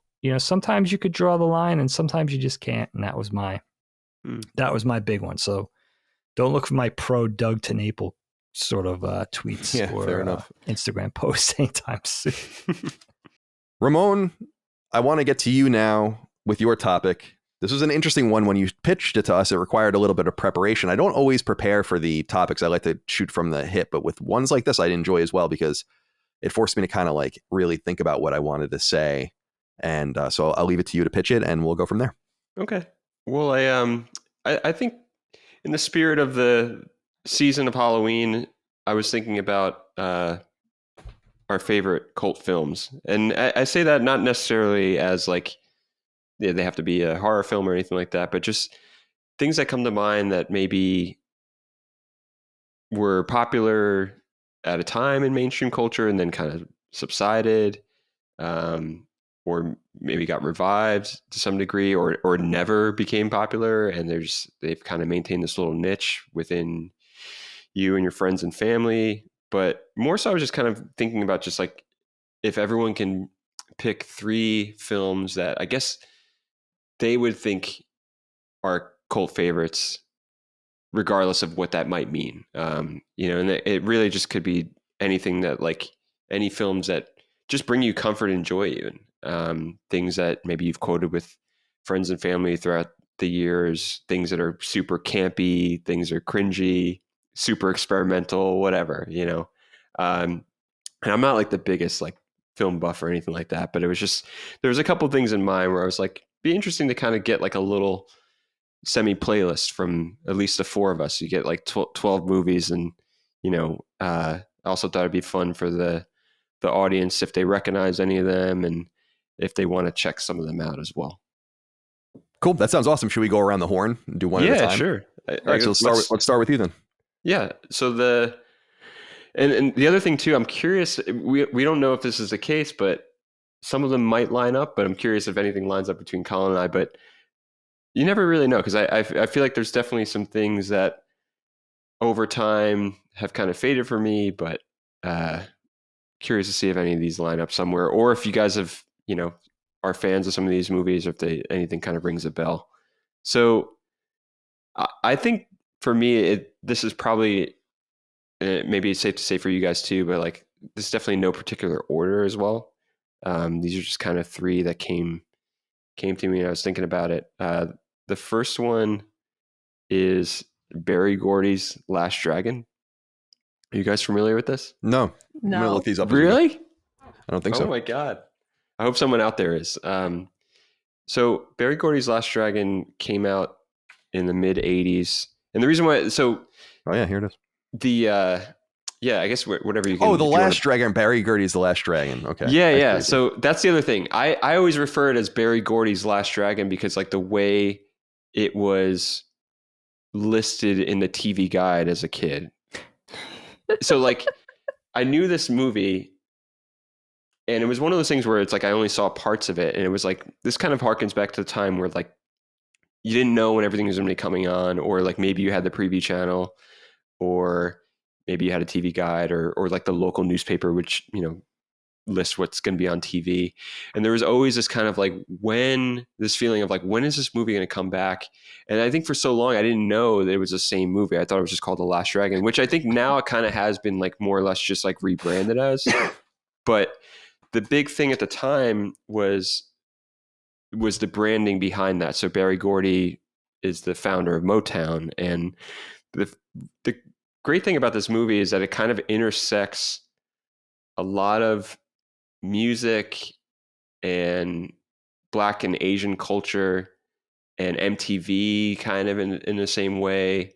And it kind of intersects a lot of like the mid 80s obsession with Kung Fu and karate. And I feel like as a kid, I was just like so drawn to it. And there's just something so campy about it and comforting. And it's one of those movies where I have quoted it my whole life with my siblings. It was one of those things where like, I remember, maybe you guys do this too, but like definitely like my brother would call me, be like, hey, turn on, channel, whatever, like Barry Gordy's Last Dragon's on. And it's just something that's just always stuck with me. And it's even recently I watched it with my sister about a year and a half or so ago. And there's just something that feels like so fresh and comforting. And I think it's just super entertaining. Can't really go too much into all of it, but it's definitely one of my picks there. So moving on, I listed, maybe this will appear in Colin's, but I don't know, but it's Dirty Work. You guys familiar with? Obviously, yeah, Colin. Of course. Yeah. But yeah, I think I saw Dirty Work when I was in probably like 7th grade or so. Like I remember I had a friend that we were like 13, but he looked pretty much like a 17 or 18-year-old kid. And so there was this one summer where we just saw a bunch of Radar movies that we probably shouldn't have seen because they just didn't care, I guess, at the theater. But not to say like Dirty Work is not super, super raunchy. It's definitely of a time in a certain way, but there's just like so much great comedic writing and a lot of back and forth between Norm Macdonald and Artie Lang. And it just has just so many quotable lines, and ultimately, again, just kind of super comforting for me. But like, when I say cult films, it's like this still had a pretty wide release, but it's something that I felt like in so many different circles, it's just like not talked about. And I feel like it deserves to be, because I think it's still really, really funny. Yeah. And, I'm looking now, because the first movie you brought up made $30 million at the box office on a $10 million budget. So it was actually did decently. Yeah. But Dirty Work was made on a $13 million budget and only made $10 million at the box office. So it became bigger on VHS and DVD, I think. And then it's a classic cult film, I think. Yeah, no. And that's what I'm saying. I think even where like I think like the metrics for deciding on what's a cult film, it kind of just, I think it always kind of varies to the person, you know, because I feel like there's some level, maybe when like certain things kind of leave the public consciousness, I guess, where it's like, even like when I mentioned Last Dragon, you guys, you're like, what? So it's like I forgot all about that movie, dude. Yeah, but it's just these things where it's like, So you know, good.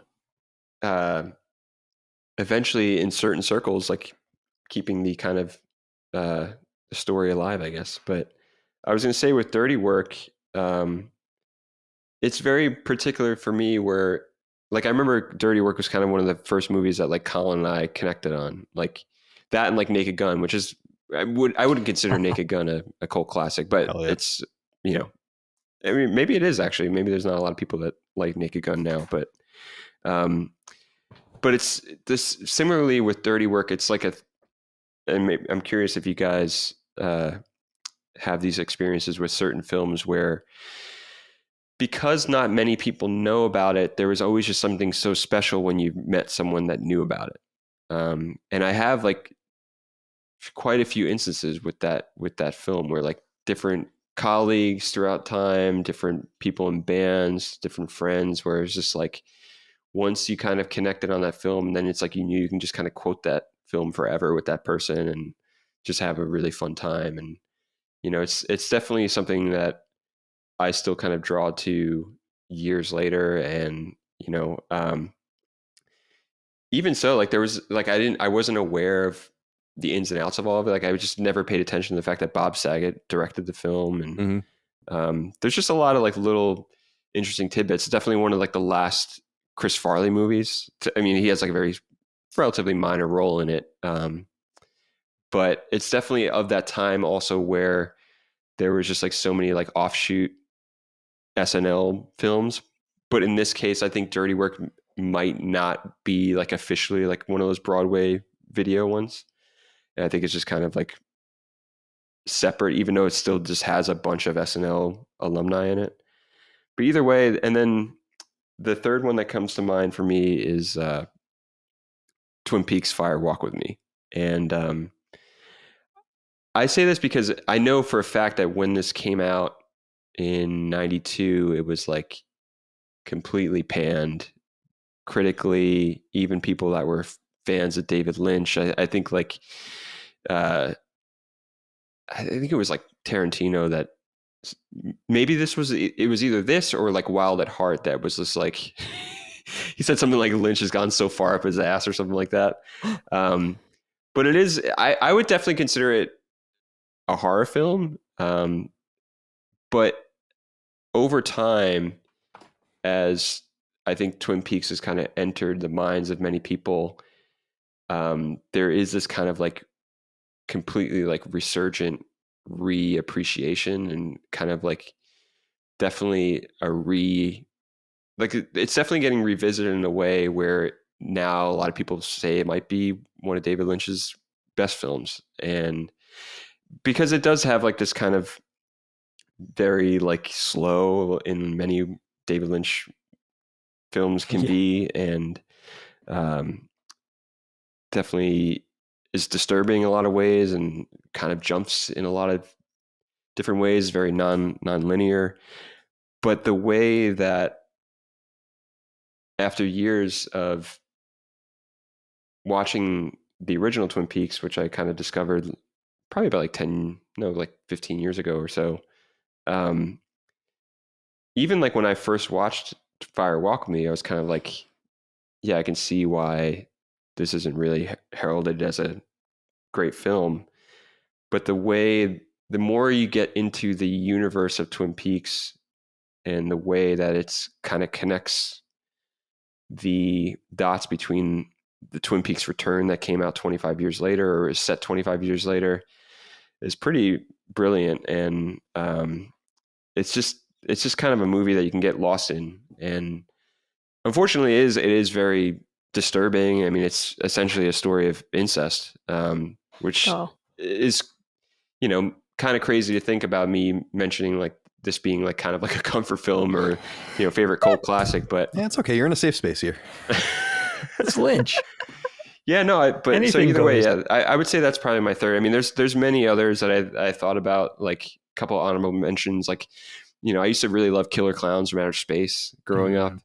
There was this movie called I'm Gonna Get You Sucker, which is like the Wayne's, Yes. Great the Wayne's like So good. parody of blaxploitation films. Like just these things where like,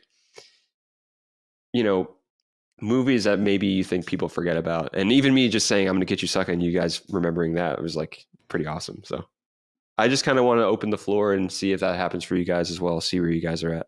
So, Michael, let's go to you for your answers. Sure. So I didn't have as much time to prepare, but I have a couple that immediately came to mind. The first one I want to mention, and it's because I usually get the name wrong, so it's called Magic Gift of the Snowman, is an animated feature from 1995. Now, I discovered this as an adult. Why? Because it's on YouTube, and it's really funny for all the wrong reasons. So my enjoyment of this and many other people's enjoyment of this is purely because they unearthed this 1-hour movie from 1995, and it's hysterical. It's not supposed to be, but it's just horrible. The gist of it is about this, magic snowman that takes two kids on an adventure, a little boy and a girl. The girl is in a wheelchair, and her brother just always tells her about like, oh, maybe someday we'll have like magic powers and get you out of that chair. That's like the whole premise of the movie. And the snowman takes them on an adventure. Now, the snowman is really mean to the children, and it's supposed to be about like digging deep and, like self-reliance, which is a little weird for a kid's movie, but it's supposed to be about, believing in yourself. But it's to the point where like he's bullying the kid in the wheelchair. And like there's one moment where she gets like stuck on a patch of ice in her chair and she's like, I can't do it. And the snowman says, if you stop thinking about yourself for a minute, maybe you could do it. And it's horrible. It's really horrible. And the community, though, like that discovered it, it's a gold mine. I mean, it's just absolutely hilarious to watch this through and essentially watch a snowman bully a kid in a wheelchair for an hour. So that's one of them. Not something I actually experienced as a kid, but as an adult, just being delighted that somebody found this, uploaded it to YouTube, because it is just really funny. Oh, you didn't see this as a kid, Micah? No. Okay. No, exactly. Like this was something that I didn't know anyone who actually had seen it as a kid. It was something that as an adult brought me great joy. Hilarious. I wonder about this. If it was direct to video or what? I'm looking at it as you talk. I don't know. I never heard of it. Oh my God, it's so funny too. What's the title again? It's so Magic Gift of the Snowman. Right. It's not even The Magic Gift. It's just called Magic Gift of the Snowman. Yeah, very odd. Which made it even weirder. It's very low rated on everything, but man, it's unintentionally funny. Kind of like Mac and Me being unintentionally funny, especially if you watch like I think it's a Japanese cut of it where like they show the kid in the wheelchair getting shot. And I mean, you can roll that back over and over. It gets funnier every time. Oh like my God, it's incredible. Like that cut, like really can really show a lot more. But that's not on the list. Thanksgiving, one of my favorite campy horror movies. This is about a turkey that is possessed by an evil spirit, and he terrorizes a bunch of teens on like their Thanksgiving break. This one is meant to be funny. It's campy in the best way possible. Like there's a scene where the turkey kills somebody, puts on their face, and then he goes to their house and they're like, Dad's home. And it's just a turkey wearing the dad's face. And they're like, yo, honey, you're home. And like the whole family's going along with it. Like its budget is $3,500, which is awesome. Oh my God. And it's amazing. It's one of the funniest movies. It's one of the funniest movies I've ever seen. It was on Netflix. I went down the rabbit hole one year of just watching so many campy horror movies on Netflix. There was one about like milk being tainted, and there was like the milkman was coming, but Thanksgiving was the one that was my favorite. And it really is just genuinely funny. So many great moments from it. I just picturing them now. That's one that if you like funny, campy horror movies, it absolutely does not take itself seriously. Like, go watch that. It's an awesome name. I'm surprised that a more serious series hasn't been, not serious, but like a higher budget. It's intercapped too, which I always appreciate. Yeah, love so that's intercapping. it's a really, really funny movie. And have you seen the this was sequels? There's sequels apparently. There are sequels. I have not seen the sequels. The That's third what- one was funded for $112,000 on Kickstarter. Big budget. Yeah, so Wow. Yeah, that's quite the jump from 3,500. No, it's before I actually enjoyed like genuinely scary movies, I would watch the ones that were funny because I always wanted to enjoy scary things, but I'd have nightmares. Like I just couldn't handle it.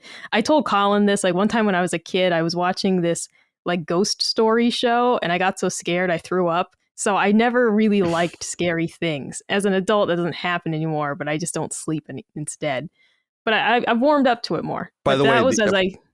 I'm sorry, for Thanksgiving's DVD case, it says on the top of it, warning, boobs in the first second. And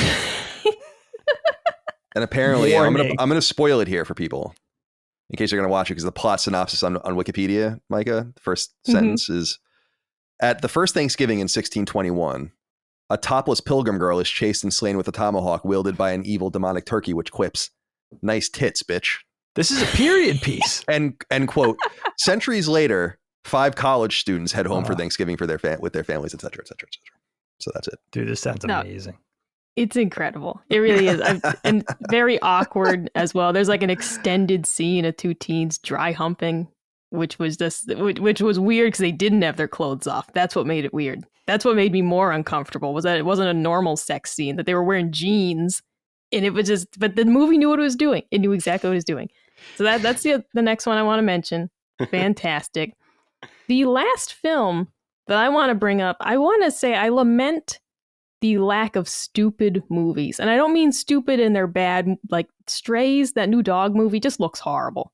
It's too bad because there's a Boston in it. Yeah. Exactly. And that's not what I'm going for. What I'm talking about is like the Sean William Scott era of movies that were like really dumb, but they were genuinely funny. The one I'm going to bring up is Balls Out, Gary the Tennis Coach from 2009. And if you guys haven't seen this movie, Sean William Scott is a janitor who takes over the tennis team, because I think the tennis coach dies. And he gives the guy a eulogy, and he's like, he was a great man, maybe the best. Like, it's a really funny movie. His whole thing is he thinks he'll turn his whole life around if he can get this like awful tennis team to like state championships, basically.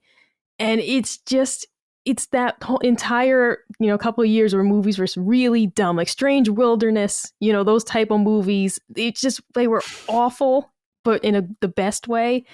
But this is a movie that like the reviews are bad. You're on IMDb, like, whatever, Rotten Tomatoes, but I loved it. It was just funny in a way that I don't see anymore. Like just genuinely a stupid concept, a really dumb idea, but it was funny. And I feel like we just don't have that these days in the same way. I don't know. It's not, I go to the movies now and it's just not quite the same when I see the comedies. They're not just completely off the walls. They're not just like movie 42 is maybe one of the last movies I saw that was just genuinely, the concept was out of control. It was just random event after random event. And I liked it a lot, but I haven't seen something like that in a very long time. So this movie makes me particularly nostalgic just for that era in my mind of the really dumb movies that were still good though. Because I see something like Strays and it did not look funny at all, despite having a good cast, despite having like great visuals, which like I found out, Colin, they did use real dogs for a lot of it. So it was real dogs with like CGI applied. Real Boston. But it's still, that movie looked like garbage.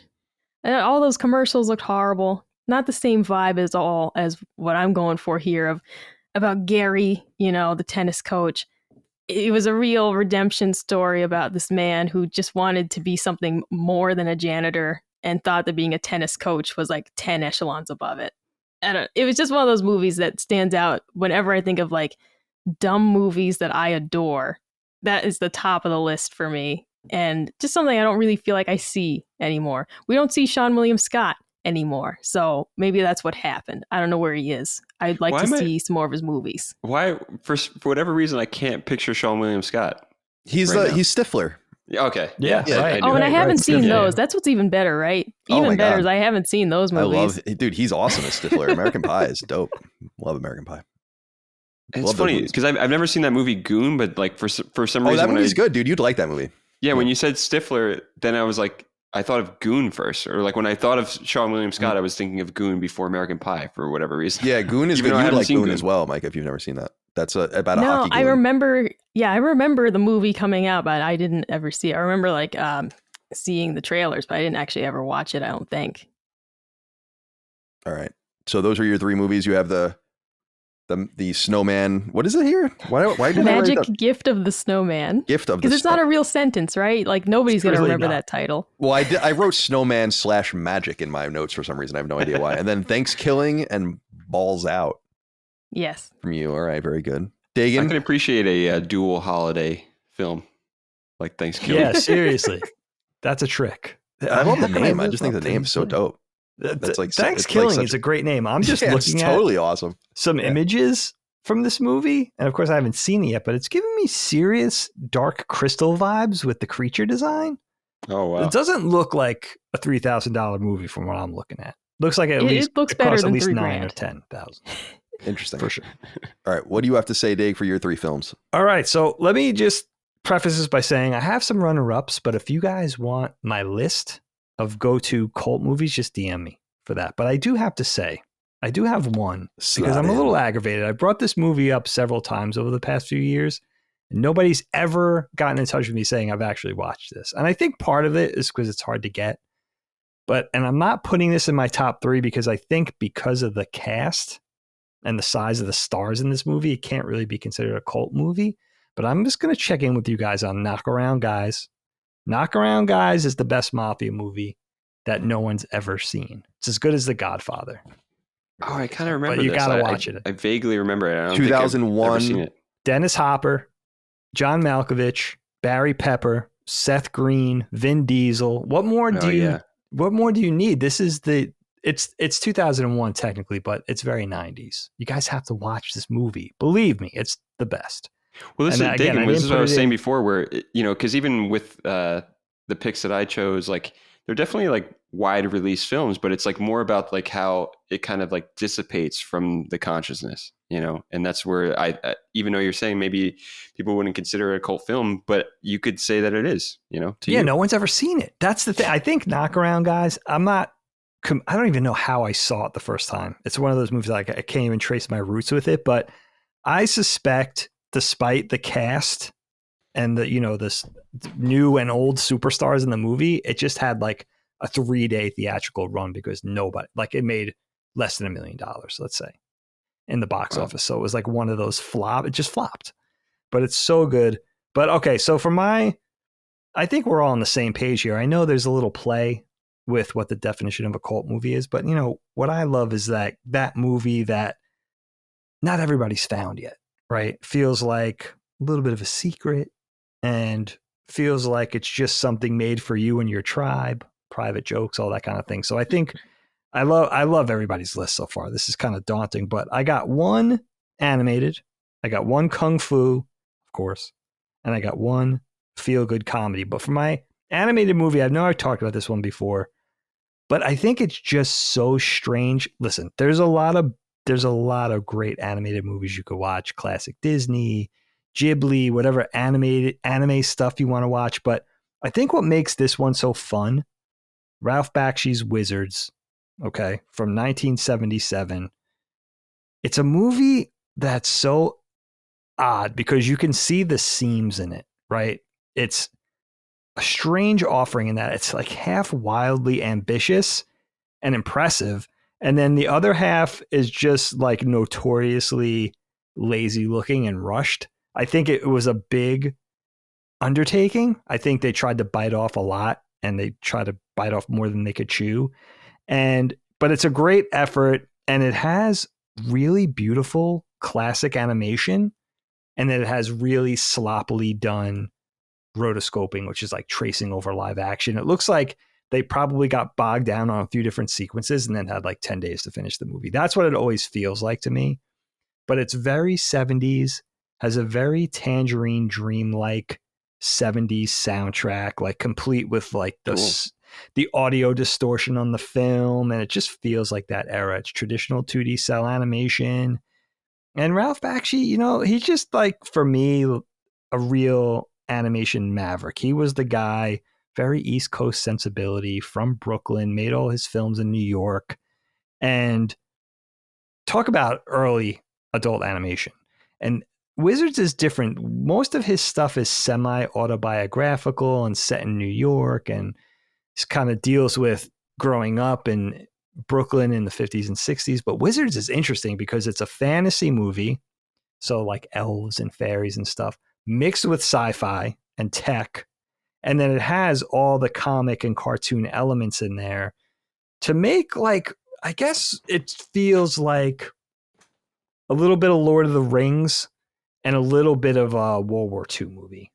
And I won't ruin it, but I think just in the fact that it's so strange, it's such a strange idea and it's such a strange execution, I just think it's worth seeing, especially if you're into anime and or animation in general, animated films, and especially if you're kind of into film history, because Bakshi was making this at Fox at the same time Lucas was working on Star Wars in the mid to late 70s. In fact, he was going to call this movie War Wizards. And Lucas went to him and said, can you take war out of the title? Because they were going to release it around the same time. Now, one went on to make nothing and one went on to be a phenomenon, but they didn't know that at the time. But dude, so good. And again, there's a lot more brilliantly executed animated movies you could see, but there's no movie quite with the flavor of this film. So I highly recommend it.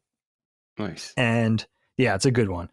Kung Fu movies are tough because I guess Colin will remember this, like starting in the early 90s and definitely gaining a head of steam into the mid 90s. We were all about Kung Fu movies. And we would go to Chinatown, and it wasn't just to look for anime and manga. We were after Kung Fu films. A lot of it was a lot of it was brought on by Wu-Tang, right? And what they did. But growing up in New York, and I'm sure this is the same for North Jersey and Southern Connecticut, we had Channel 9 growing up, which was WWOR TV. And every Sunday afternoon was Kung Fu Theater. That was a thing growing up. Everybody would watch it, especially the older kids, the younger uncles I had. So I don't know. I feel like Kung Fu movies and Godzilla movies, like they were just part of growing up, where we grew up on Long Island. So that played into being a teenager in our early 20s. And it was all about, finding the latest thing. 5 Deadly Venoms, Shogun's Assassin, Iron Monkey, Drunken Master, anything Jackie Chan, anything and everything Bruce Lee. What was the one I loved where the guy was the crab? Remember that? Remember the one I was obsessed with where the guy... Yeah, that's the movie. This is the movie. Oh, all right. This is it. Oh, okay. I was obsessed with this movie when I was a kid. My pick, my favorite of all, and this spans we were Kung Fu movie enthusiasts through probably the better part of 10 or 15 years. So, and some of the movies we started with are from the 70s, and that includes this one. We knew it as Shaolin versus Ninja. Came out in 1978. Mm-hmm. But I think you guys will do better. There's a few different things called Shaolin versus Ninja. So you have to, even in the Shaw Brothers catalog, I think there's even more than one film called that. So look for it as Heroes of the East. My VHS says Shaolin versus Ninja with the really shitty subs and everything. But so this movie is awesome.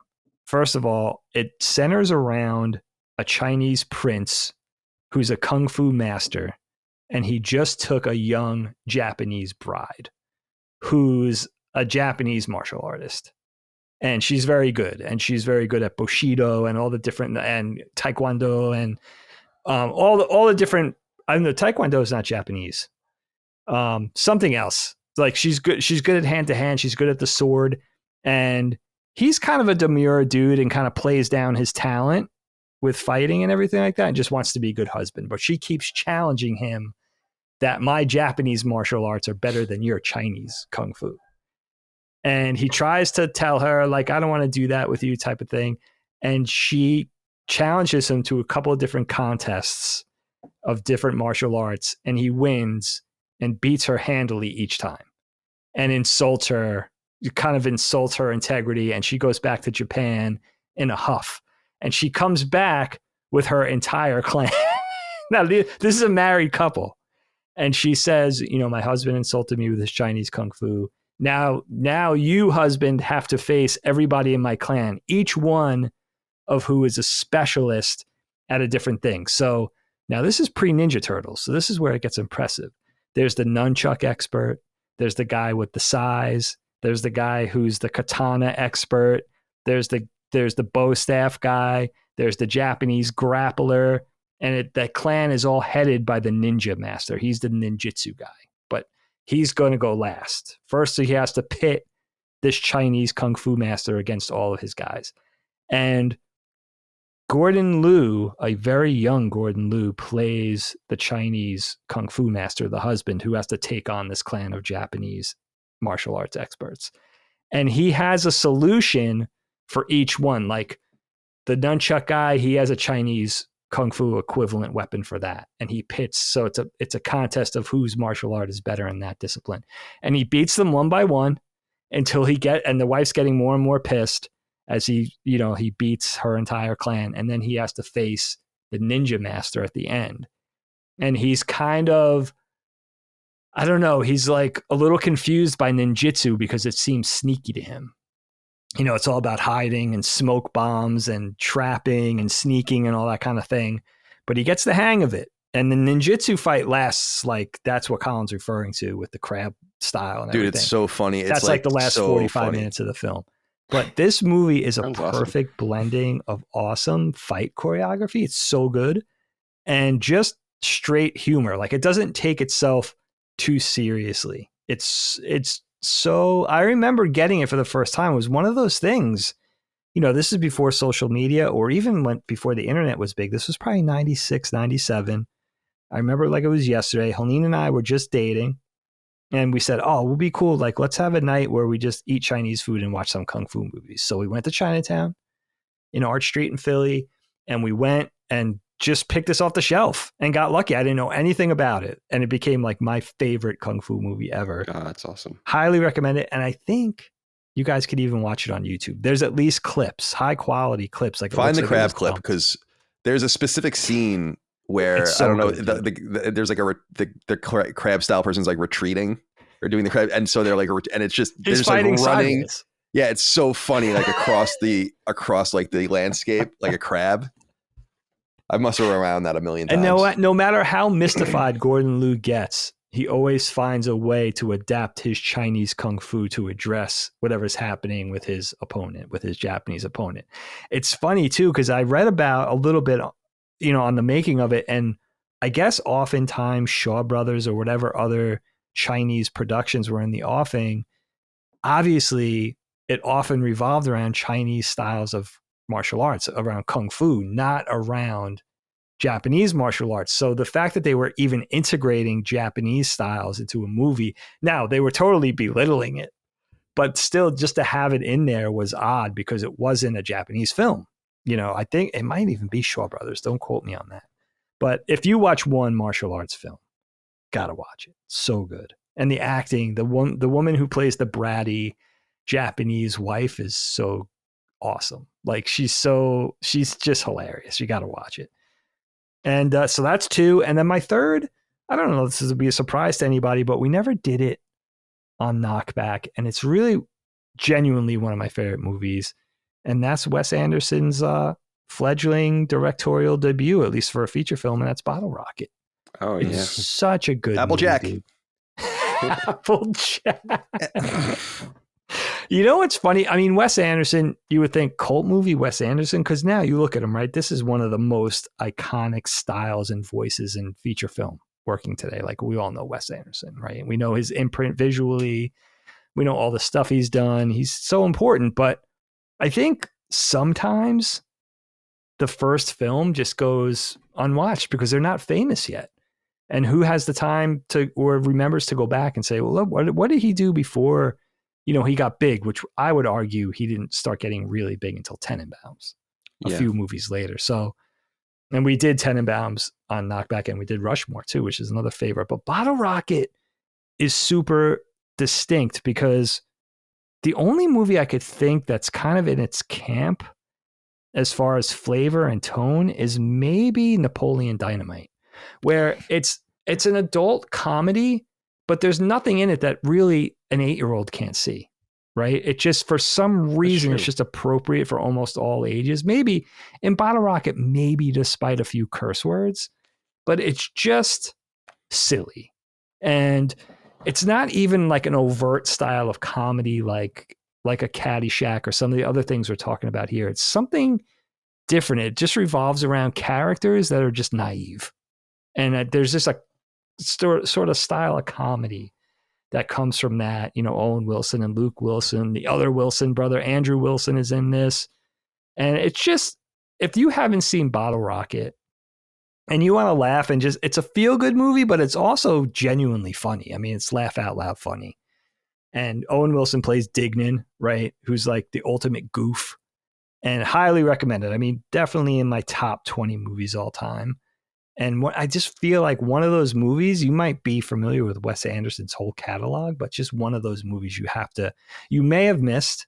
I think it came out in 96, and I didn't see that movie until probably 2001. So I was sleeping on it initially too. Yeah, that was a movie we came to love during the DVD era. I think you like when people have to remember that in 1999, especially 2000 with the PS2, 2001, this was like everyone would just buy whatever they could on DVD. It really did happen that way. Like, you would just buy, like, I had so many DVDs just from that era, and that was one of them. You know, so that's how really. I don't even know if there is like a higher res Blu-ray or Criterion or something of that movie. I'm not even sure. But yeah, that was, we came up watching that on DVD.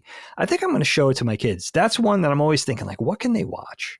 They're at that weird age, less so with my daughter because she's 16, but my 13-year-old, it's like, what can he watch that doesn't talk down to him? He loved Napoleon Dynamite when he was smaller. I feel like it's very similar to Napoleon Dynamite. It's a little less cartoony and a little more straightforward, but it feels a lot like Napoleon Dynamite. Again, which is like a style of comedy that I think, it's not raunchy. I think that's the thing. And I love a raunchy comedy, don't get me wrong. This is a whole different look. So yeah, man, that's my, I love this topic, man. That's my 3. Yeah, that's a good, I was going to interrupt just real quick. It's a good reference to Napoleon Dynamite. And according to Wikipedia, in 2008, Bottle Rocket was released on DVD and Blu-ray as part of the Criterion Collection. Oh, so nice. There you go. Well deserved. What were you going to say, Ramon? I interrupted you. Oh, no, I was going to say that was just like, you know, Dagan just doing a really great job at like describing the films. I feel bad. I was just kind of like listing mine. Oh, it's all good. Oh, no, dude. You really sold me. I'm jealous of your picks, actually. Everyone has their own flavor here. I'll probably be more along. You really sold me on the Heroes of the East challenge. Oh, you got to watch it. Dude. Oh, yeah, you're going to like that.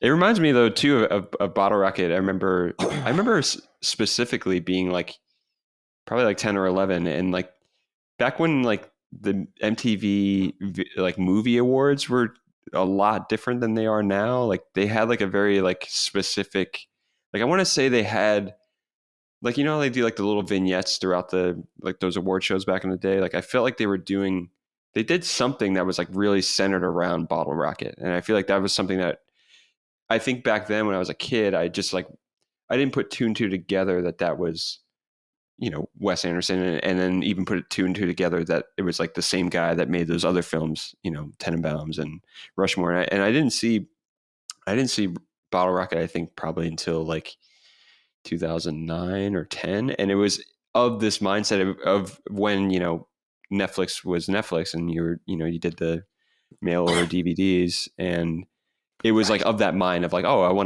want to go back and like kind of go through the canon or whatever you want to say of Wes Anderson. And it was like, I think that's definitely, I would imagine there's probably a lot of people out there that still do that kind of have that completist mentality. And it's like, it's definitely a really good starting point. And it's interesting to see like where that all kind of progressed. Like I actually haven't seen like the last like couple of his movies, I think.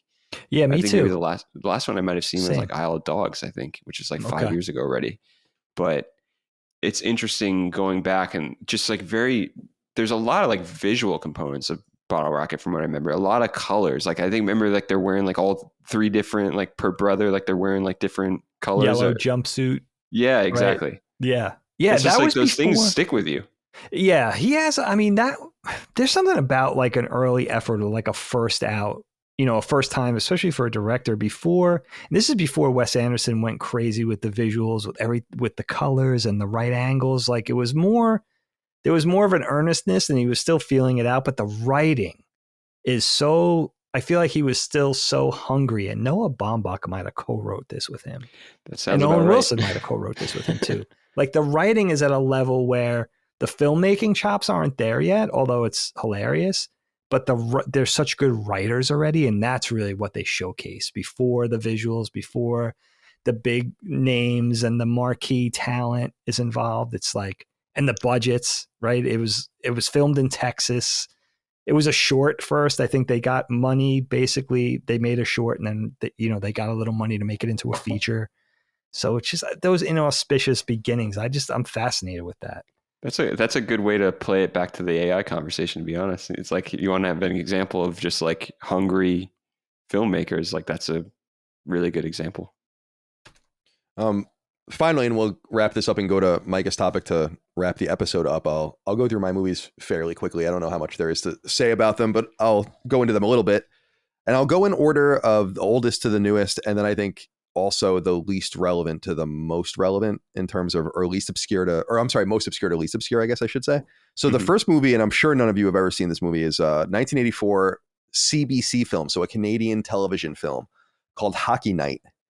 No. And it stars Megan Follows, who's a fairly well-known Canadian actress still to this day, and Rick Moranis, actually, as a hockey coach.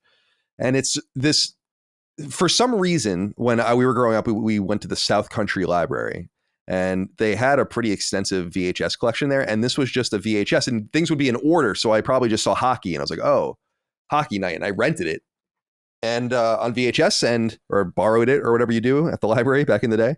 And it ended up being this really cute and fascinating film for me as a young, 10 or 11-year-old, about this girl who's like a teenager, probably 14, 15, 16, something like that. And she lives in Toronto, and her parents get divorced, and she moves to this small town in Ontario.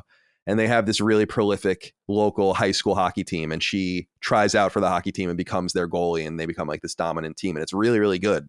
And it's cute, and it's not very well made. It's very cheap and stuff, but and Rick Moranis plays like the team's coach. And it was apparently like somewhat of a big deal that he did that part. And he didn't do a lot.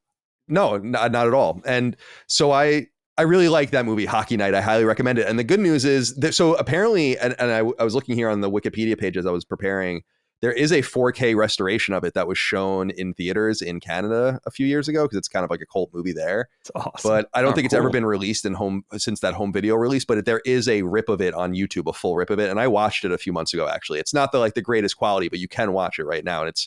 And I find it quite endearing. It's just it's cool because it's very pro-woman, obviously, but it kind of wears it very casually, where she's not teased that badly. They're not like beating her up and like casting her aside. Like she has to prove her worth, but it's not like a downtrodden kind of movie that makes you feel like shit at first and all that. It just kind of feels good, and it's fun to watch. And I love the old 80s hockey and the 80s equipment. It's awesome. So Hockey Night, highly recommended. You can watch it on YouTube right now.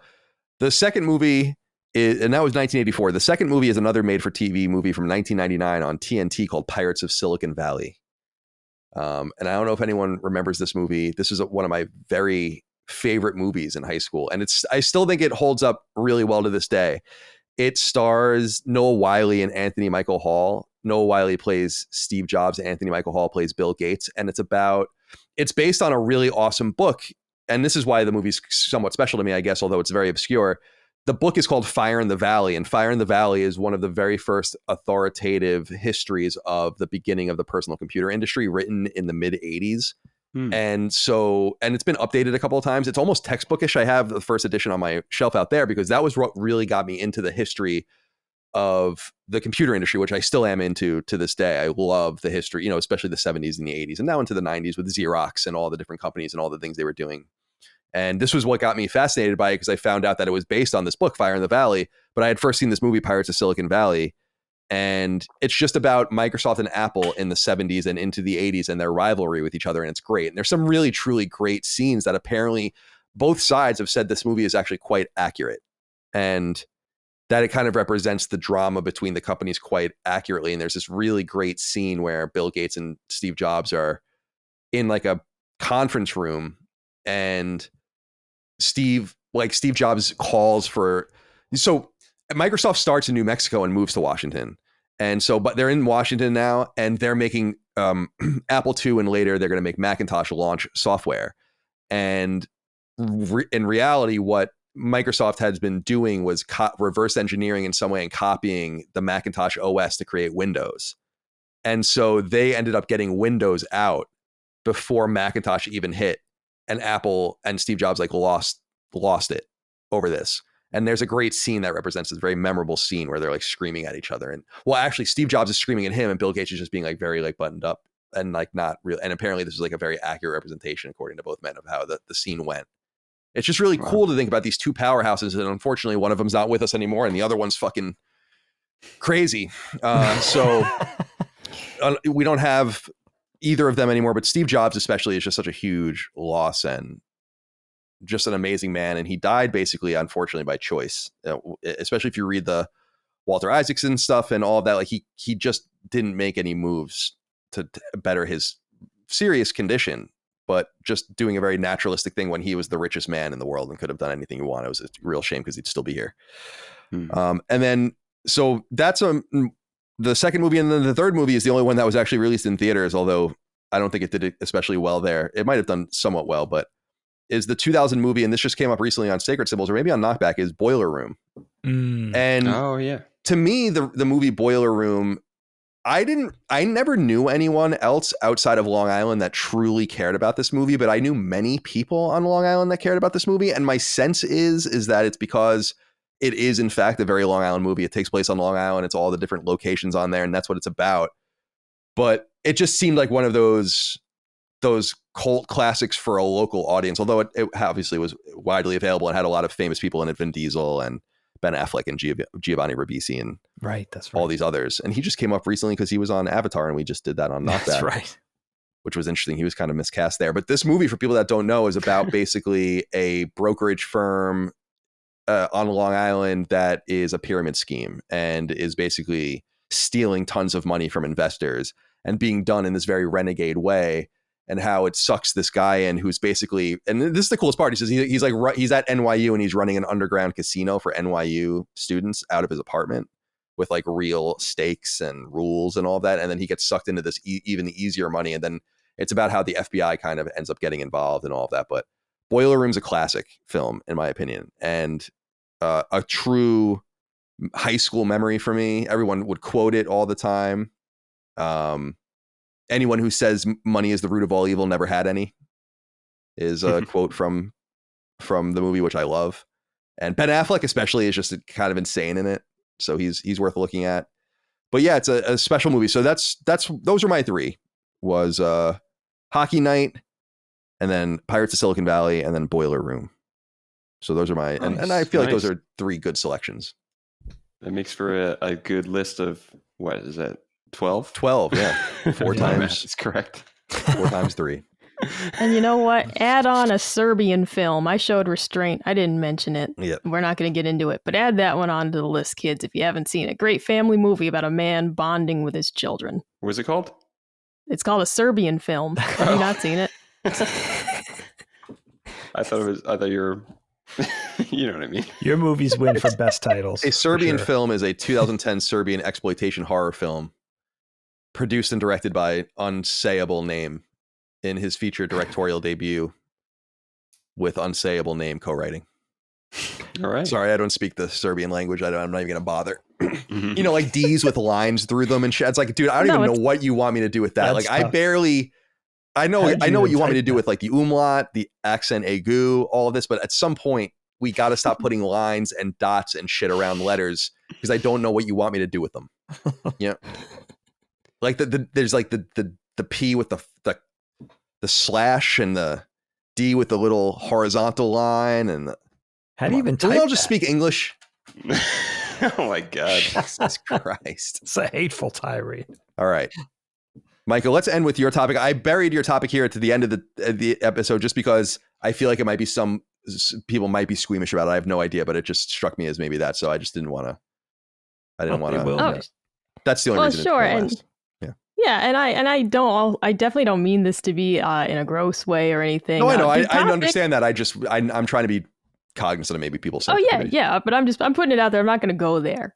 You guys might, but I'm not. The topic is acne because I think it's something that's a pretty universal experience for most young people. Your average person grows out of it, and then you have people like me who are stuck with it forever. And I just thought it's one of those things that I never talk about publicly.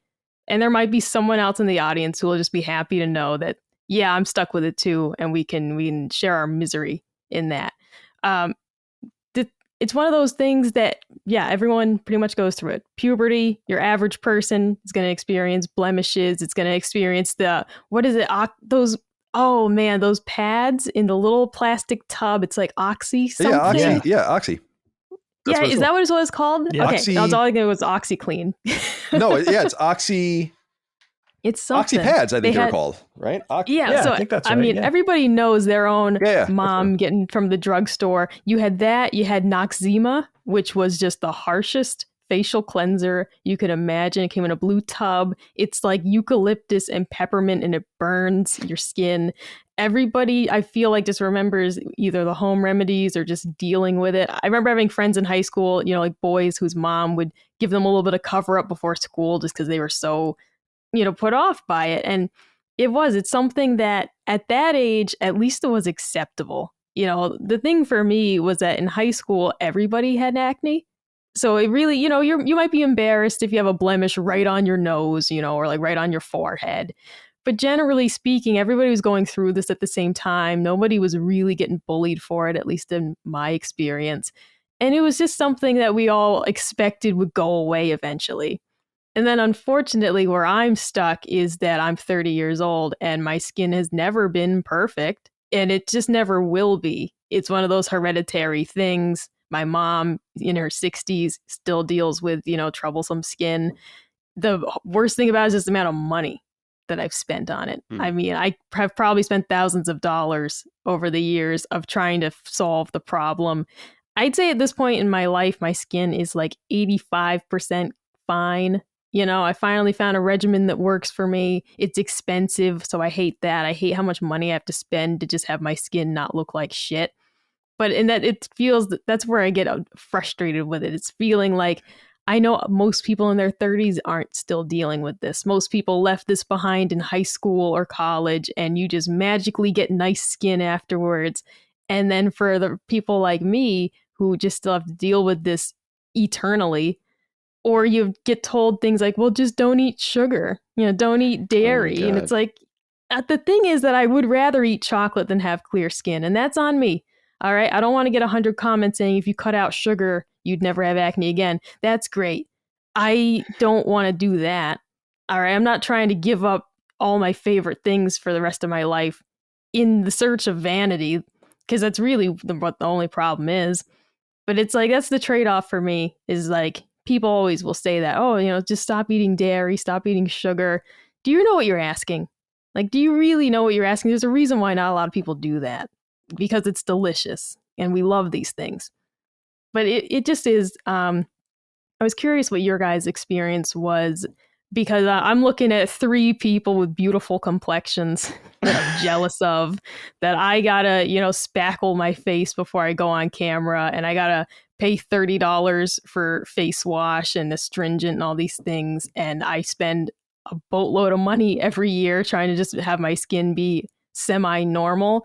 And then I just look at these 3 dudes probably washing their faces with a bar of soap. Yeah, I do wash my face with a bar of soap. Just looking gorgeous. But I want to say, your skin is not. I understand everyone has their own personal. Seriously, I understand everyone has their own personal image, and often you see like your flaws, as it were, more extremely than other people see them, and we all experience that for sure with different parts of our bodies. But I do want to say, like, you don't have bad skin. Maybe you did at one time, but you definitely don't anymore. Well, I appreciate that. So I think you're being a little harsh on yourself. Well, I think part of it is you're right. I do know what my skin used to look like, which was worse. And I think that doesn't really go away type thing of every time you look in the mirror, you might only see one blemish instead of 5, but it's still my skin still isn't clear. And I just had to honestly accept that unless I did something drastic, it really never will be. And it is just hereditary. My mom in her 60s still has troublesome skin. It's just one of those things that runs in the family. And it's stress related as well. It's just one of those things that it will never go away. I think that's part of it, is just feeling, I guess, beaten down by the realization that I'm 30 years old and still looking at like teen magazine's best acne remedies, because that's the general market for that. Adult acne sufferers are kind of rare. Not rare in the sense that there's only 10 of us, but rare enough that usually when I'm looking up like things that are skincare related, for people in my demographic, they're looking at anti-aging and all that stuff. And I'm looking at stuff that teenagers are buying, and so that's kind of where you're it like, feels black don't crack. I need the acne stuff. You don't want to worry about the aging.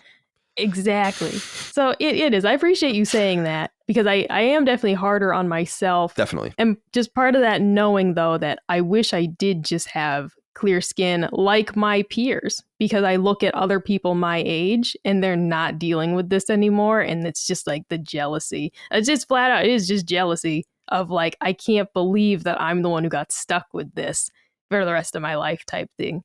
But I do just want to kind of know, as 3, handsome gentlemen here, if you also, though, just had this experience, high school age, what your memories are of that time. If you appreciate your gorgeous glowing skin now, because I want you to appreciate it. I want you all to know that if you have clear skin, you're very lucky. I do appreciate it.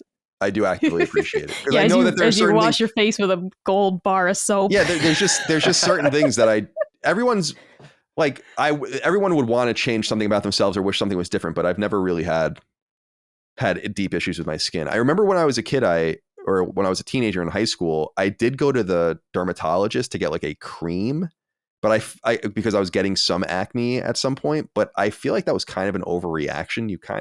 I was kind of petrified of having acne for some reason when I was younger and wanted to like nip it in the bud, but it would never really became an issue. And then by the time I got to college and beyond, I'll occasionally get a pimple or something and be like, where did that even come from? That's so strange. And I never really worry about it because it's so rare. I guess hopefully it doesn't happen before our wedding. I'll get like one of those pimples at the end of my nose or something like that. I got a million remedies in the cabinet. Oh, good. Yeah, you do. You do have a lot of them. I deal more with like acne around my body, especially like not around my body, but on my like where my, and don't say ass. I was going to say, well, no, where my pants hit my waist or whatever on the back. So not even on my ass, but like, I guess at the top of the ass, I feel like it irritates it, just like rubbing around, and then I'll get a few pimples there once in a while. But other than that, I don't know. And I think that's just like it can't be. Micah thinks I almost wash too much maybe. And I'm like ruining my skin. Cause I'm like, but you don't moisturize. Yeah. I don't. Yeah. I moisturize my extremities and that dick. Goodness. Ramon, let's hear from you about acne.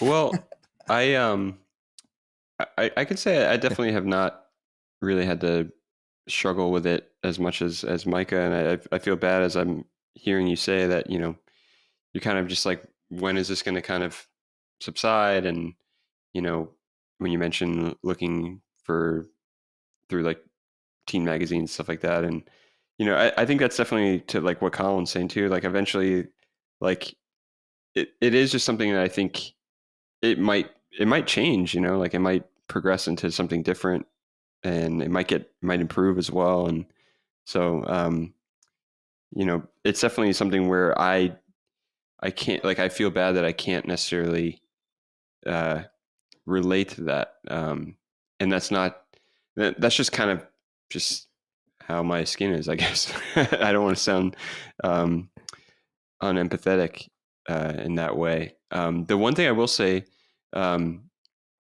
I definitely remember like definitely getting patches, and that's what you said before rings true about like when you're a teen, there's this element that like everyone's going through that, and I know what that felt like. And then also kind of thinking like that's what it was going to be like forever in a certain way.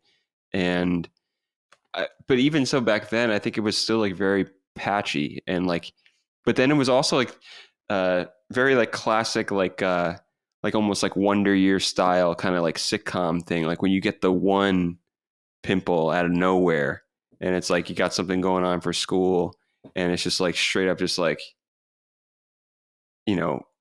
and it's just like, you get so like conscious of it where it's like completely like ruining your week. And like, I remember trying to like pop it all sorts of ways and like getting infected and just things like that. And,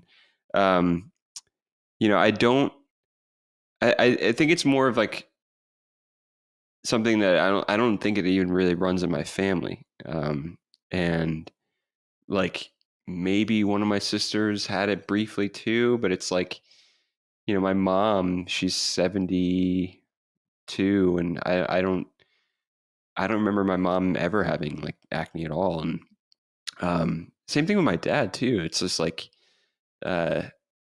just something that I haven't really struggled with. I mean, I've had partners that have struggled with it very similar to you, and it is something where you do have to kind of make this whole kind of routine around it. And it's I can imagine, and I've seen it firsthand, like just how like time consuming that ultimately can be. But I was going to say now, I mean, and this is where I think things still can change. And this is where I sometimes get in this mindset of, oh yeah, like I'm never going to have acne, but your skin does change. And especially me being in California now, or over, now when I say, almost 6 years, I definitely have noticed changes in my skin. And I think some of it's brought on by stress. But I definitely have like some like seborrheic dermatitis stuff going on, but it kind of like comes and goes. And it's, I'm not exactly sure if it's from the weather or not, but since then, my partner, she recommended kind of just using what she uses, which is like like the main ingredients, like salicylic acid, I want to say. And I'm of this mindset of like, oh, I don't have acne. Why am I using acne-free or like acne-free face wash and lotion? And it's just more of like a preventative measure. And then I also feel like I buy into like that kind of myth of like, you're going to get acne now that you're using acne specific face wash and lotion. Like it doesn't, like somehow like it's going to retrain your skin or something. It's just like, I don't know why. Sometimes like there were periods of time where I was like reluctant, and it's just it's a load of bullshit. And ultimately it probably is helping more than I realize. But that's the thing, like what I was trying to say before, to echo what Colin was saying, was that like everyone does have these different things that we're all going to kind of struggle with our bodies. And in the same vein, like I struggle with like, dry scalp, and, and that's where it kind of ties into that seborrheic dermatitis as well. And like, sometimes I have like kind of like on my chest, even like it kind of just comes and goes like throughout the years. And it's something that I'm not really like, I'll take certain remedies for it, and then it kind of goes away, and then it kind of returns. And it is kind of this, just like this endless struggle, I guess. So, I do empathize as much as I can. I do want to say one thing. I don't know why I haven't thought about this in years, and I'm wondering if Colin and Dagan will remember this, or anyone out there from the New York, New Jersey area. And it's a very specific New York, New Jersey commercial. And I'm curious if this rings a bell to you guys. And it's just this one line. Thanks, Dr. Zizmore. I feel like I do. I feel like I do remember that. It would be like testimonials, right? And yeah. It was just like over and over again. It was like yeah. different people in the street. They're like, thank you, Dr. Zizmore. Yeah, I know exactly what you're talking And then about. at the end, they're like, thank you, Dr. Zizmore. Yes. And then like it cuts to this. So Daytime Micah, what I'm TV. talking about, there's this guy, Gotta look that up. apparently, I don't know if I always, when I was a kid, I thought it was a stage name because of how like kind of close to Zid it was, I guess. But when I would watch wrestling growing up, or typically like anytime you watch like local programming in New York, New Jersey, like Fox 5 or UPN, even like you guys were mentioning, I'm UPN sure they probably 38. Yeah. I'm sure they showed these all the time, but it was just basically like this skincare specialist that like, you know, like even when you ride the subways, like it was so like, I remember later on, like this might've been like 2012, even when I was still living in Brooklyn, like seeing this dude's ads, like covering subway cars. And it was always just, I remember just this commercial that was just like always on repeat. And it was just like these testimonials. And then the guy's like going into this whole thing, like get beautiful, clear skin today and all this other stuff. But so anyway, that's the one random memory that comes to mind when I think about acne and growing up, was always these commercials with Dr. Zizmore. But anyway. Wow. See, and then my surprise here is because I thought that this is a topic I've had in my Constellation list for a long time, because I thought it was just going to be like something everyone could relate to. And here's Ramon and his beautiful family, and they would meet my family and be like, look at this bunch of herbs with their blemishes and their noxema, and he's like, look at us, gorgeous. I'm just like surprised genuinely at how this is something I totally thought everyone would be like, oh man, yeah, picture day, and I had a big zit on my forehead, and you guys are just like, no, I've always been hot. I've always looked this good. I've never had a problem in my life. But that's what I'm saying. I definitely have though, but that's what I mean. Like I think it's just, it's not consistent enough for me to like have these like very like lasting memories. But like I said, I do have those memories of like having some sort of presentation in school and then one or two like popping up in places where it's just like so noticeable. And that's where sometimes I think that's even worse for being, and that's why I preface with like the Wonder Years kind of sitcom moment, because they would over dramatize that. But I felt that way. I remember really being afraid of giving a presentation with, you know, a pimple, even though, yes, it wasn't this kind of like ongoing thing I had to deal with, but it was still stressful. So I don't want to. Oh, and I'm with you. It is a very like Brady Bunch thing of like the dance is tomorrow and Marsha has a blemish, and it's like it's this whole thing. Like it totally is. And I think that's part of what to me always made it seem so universal was, as a kid watching these various shows, it would be a focal point at some point during the season. You know, any show that had teens or tweens on it, it always came up. Yeah. So it's just this is funny to me, though, just that I've picked a group of people who have just been pretty much spot free. Dagan. Yeah, that's enough out of you, pizza face. Let's get the Dagan over already. Oh my God. Dagan, let me know. I'm sure. Tell me about your beautiful skin your whole life and how you've never had any problems with it. Micah, I think you look great. Number one. Well, thank you. Number two, shout out to Dr. Zizmore. I think that was definitely like a Richard Bay commercial. Oh, right? Richard Bay. Maury, Oh boy, right? I love Richard Bay. Bit. I'm trying to remember that. So Micah, let me tell you about childhood Dagan. I was an overly skinny, nappy-headed kid with tremendous buck teeth. The last thing I needed was pimples. And thank God that was the one, that was literally the one physical attribute I did have from probably 9 to 17 was I really didn't have pimples. You know, God took mercy on me. I look like a freak without that. And my parents waited so long to get me braces that I look like a human chainsaw walking around. It was like ridiculous. It was like, what's going on?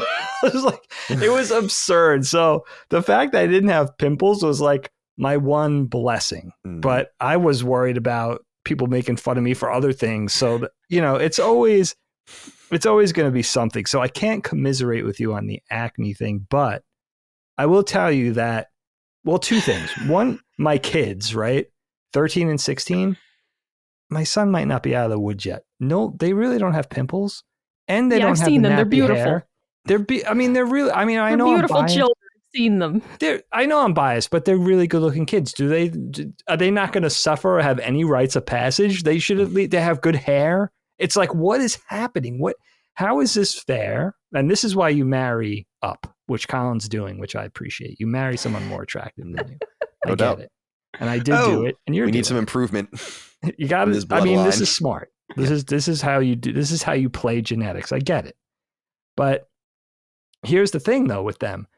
Lilia, my daughter, I know she's very pretty. I know I'm biased. I'm not bragging, but like she's so pretty that like strangers say like, wow, she's stunning. Like teachers will say that. Just said it to Helene this week. Take it easy. There's a dad in the neighborhood made the mistake, and he was just being polite, but he was like, your daughter is absolutely beautiful. And I was like, in my head, I'm like, I appreciate the compliment. You didn't really need to. Yeah. You know what I mean? She's in high school, so you keep your eyes to yourself. Stand down. It's not a good look. Like, I understand you were enthusiastic about expressing that, but better left unsaid in this case. But you know what I mean? But Lily is so, it's just like you guys were saying, you're so, that man in the mirror or woman in the mirror, you're so hard on yourself. She doesn't think she's pretty at all. You know, it's a matter of perspective. But since I can't really commiserate with you guys on this, I'll tell you my best acne story. But talk about going there as we were kicking off this topic.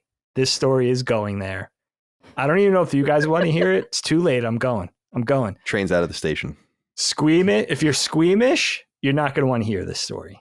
Okay. But this is when I think of acne and I think of pimples and zits, this is what I think of. All right. This memory is embedded. I'm haunted by it, but it's also hilarious. But seriously, if you're squeamish, don't. Like if we're talking, this is popping pimples to like the utmost degree. Okay. Gym class. This is probably 1989, 1990. I was early in high school. I don't know if I was a freshman or if I was a sophomore, but I was like 14, 15 years old. And I remember gym class, there was this thing with, I would always get picked for the different sports we did in gym, like in the top 25 percentile in class. And that was because all the athletes were allowed to use the weight room in lieu of attending gym class. So all the upperclassmen, football players and wrestlers and soccer players and everything got a free pass from gym to go work out, basically. Okay. That was a thing if you were in 11th or 12th grade when I was a kid. So yeah, I always chose the weight room. Always. Did you really? Because using an elliptical for 45 minutes was way better than me failing at softball for 45 minutes. So yeah, I always chose the weight room. I was never a high school athlete, so I can never use that excuse. But I do remember that being a thing. And I do remember being relieved, not just because of the whole picking for teams dynamic, but also because we wouldn't have to have any older kids rivaling us at things we were trying to do good at, right? So there was this one kid, I don't know if he was a year or two older than me, but he had serious acne problems. And it was the type of thing where I felt so bad for the guy because I don't remember his name, but he always looked so sad.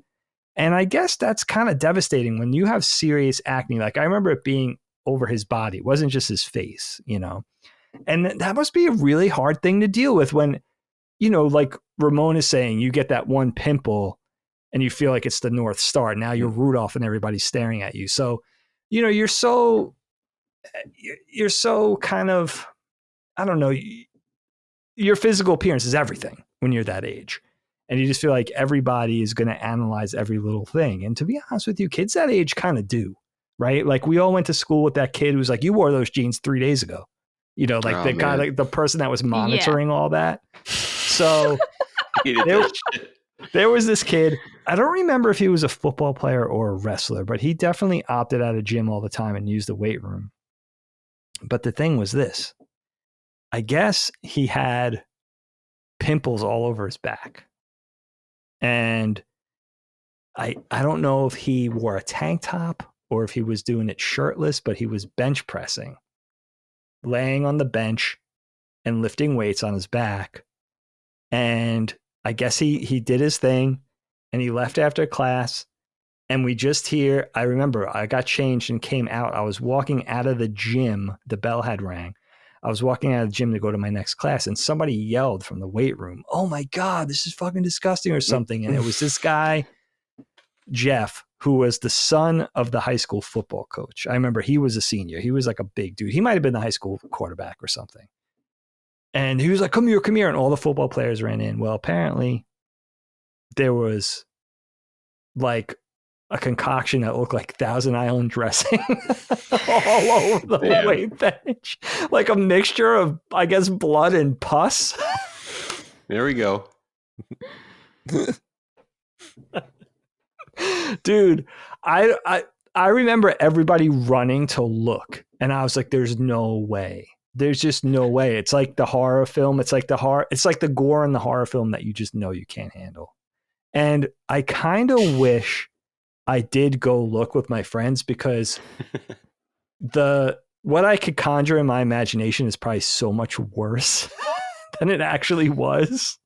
But that will forever be burned. The vision of that will forever be burned into my mind and seared into my brain, even though I didn't really see it. You know, it was just a thing of like, oh my God, like this is so gross. And I remember feeling in that moment so grossed out, but also so bad for that dude. I think it was the time I probably that's felt, not something you come back from. You can, I don't even know how. You know what I mean? It's like, that's like, how do you come back from getting canceled? Yeah. After you say the N-word in a stand-up routine, how do you come back? Why did you use the weight bench? Why didn't you put down a towel? You know what I mean? Felt so much sympathy for that guy. So that's my pimple story. I will say that I do remember as a kid, it seemed like the more, like if I got a zit and it seemed like, oh my God, I got a zit and everybody's going to see it type of thing. The more I scrubbed my face and the more I used products, the worse it seemed to get. To this day, when I wake up in the morning, I wash my face with cold water, no products at all. Just splash my face with cold water, dry it off. The only time I wash my face, I only use Dove. I use a Dove bar, and I wash my face once at night in the shower. I take like a 3-minute shower, tepid, lukewarm. That's my thing. I don't like hot showers. That's the only thing I do with my face. And, you know, I think that is not, I don't even know if it's genetics or what. I think it's just luck. It's like the one thing God gave me. It's like, you don't have to worry about this. Take care of those teeth. It looks like you could take down an oak tree with those fucking things. But you know what I mean? Like the pimples, not a big thing. And I don't remember. Kyle, do you remember if mom and dad would tell stories about having problems with that? They both seem like they inherited pretty good skin too. No, I lived with dad during high school. So I just remember him being like, just wash your face. Like, just be like, wash your face. If like, dude, you that's funny. Dude, my dad would say the exact same shit. Yeah. Like my brother would always be like, Dad, I got a bunch of pimples. He'd be just like, use soap and water.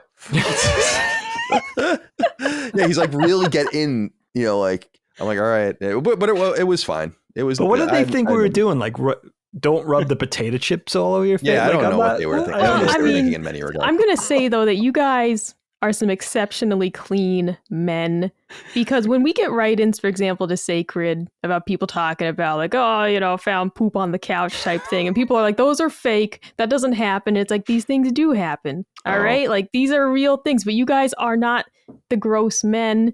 I feel like I listening to, what was that song, The Beautiful People by Marilyn Manson. Marilyn Manson. Another so I was like Charles Manson. I knew it was wrong. But yeah. Oh my God. I have quite the story I'm going to unleash someday, I think, on this podcast that we'll be stepping into this very gross territory, but I think very funny territory. But also, Dagan, I was going to say before, now that you mention about not necessarily struggling with acne, but then thinking about just feeling like you were like a weird looking kid. Like I don't want to shortchange any of this. I definitely was a weird looking kid for, because I get it. Like everyone has like these awkward periods, but it's like, I definitely had this like period where I was like still like 4'9", before high school, or like going into high school. And like, I remember like going to a dance with like the one girl I was like, I guess was my girlfriend at the time. She was like 7 inches taller than me, like that kind of thing. And like, but I also mean like, because now I'm like having memories now that you said that, Dagan, of like, it's like my teeth being bigger than my mouth. It felt like, and like always being conscious of my bigger lips and like my nose like growing, a lot faster than the rest of my face. Same thing with my ears. I used to like look at my head in the like sideways to like see and like see if I had like an alien like an alien. Like, I used to get so, because I used to have a shaved head all the time and my head was just growing bigger than the rest of my body, and it just always felt like I was like had an alien head on the top of my body. I was called alien head at times. I have that shape head too. Everyone that's what I'm saying. That's why, dude, isn't that weird though? I was just going to say, Ramon, that Mike and I were just discussing this, and I brought it up in the past that everyone used to bust my balls on a constant basis about how big my head was from when I was a toddler all the way through high school. And to the point where my Aunt Joni calls me Chowder Man. She has never called me Colin. And her husband has a racing, like what would you call it? What a racing team? Hot rod, right? And it's a Brasino or whatever. And she had this cool sweatshirt with names on it or whatever. And I was like, oh, I want one of those. And she's like, oh, I'll get you one. Do you want Colin or Chowder Man on it? And I was like, Chowder Man, of course. But at some point, no one had ever brought, like as an adult, I guess you're not really making fun of people as an adult or whatever, but no one ever brought it up. Like, I guess I grew into it, or bigger heads are accepted now or whatever. But at some point, it's exactly what I was saying when I was a kid. Everyone used to say, why do you talk so fast? Why do you talk so fast? Why do you talk so fast? For years. And then suddenly everyone stopped saying it to me. And I don't think anything changed. Maybe I just also grew into that. Maybe I was talking like a wisecracking New Yorker on the subway or something when I was like 5 years old and people were confused by it. But well, kids are just mean. That's the moral of the story here. Yeah, they're looking. There's a lot of kids that are, I wasn't like this. And I'm not touting myself as better than anybody else, but there are kids that I know, and I grew up with them, and I'm sure they still exist, where they're waiting. They're just waiting to analyze, to pick on something, right? Now, if adults were saying you talk fast, I don't know what to say about that, but kids are just looking to be critical. I think it's a defense mechanism because they want to get out in front before you make fun of them. It's like a whole thing. But if it's not the acne, it's going to be something else. If it's not true enough. Oh, no, because you know what? As we finish this off here, I want everyone to feel bad for me. When I was a kid, I had teeth so bad I couldn't shut my mouth around them. And so I had braces, had to have headgear, a little halo going around your head. Sure. I had to have that. All right. It was torture. I was always very small. I was a tiny child. Not a very big adult either, I suppose. But at one point in high school, my best friend in high school, we met each other in 9th grade, and we wanted to see what each other looked like as kids. So we brought in some photos of ourselves like over the years, and we're looking at them. And my teacher walks up and goes, wow, you really grew into those eyes and teeth. And I remember it forever changed how I looked at photos of me as a kid, because I just saw this freak with giant eyes and really big teeth. And it's like, well, I never saw it before, but now I do. And like now every time I look at a photo of me as a child, it's just like horrible. It's terrifying. And so it's a funny memory now, but I remember at the time being like, oh my God, I really was ugly. No. Maybe I still am. But me as a kid, not a looker. When I see old pictures of me, I'm like, I'm not even sure I'm the same person. Yeah. Like I have no memory of this. Yeah, I remember girls looking at me in junior high school like, what the fuck, dude? Like, I just remember the look. Like, they might as well have said it. They would just look at me and be like, what the fuck? Like, serious. Like, by high school, it was probably fine because the braces were on and maybe I was coming, having my little glow up. But in junior high school, dude. Yeah, I'm still waiting. Junior high school, I remember the girl. I just remember them looking at me like, why is this freak in my presence? Like, that was the whole attitude. It's really painful. And imagine if I had the zits too, forget it, man. I probably would have been, they probably wouldn't let me in the building.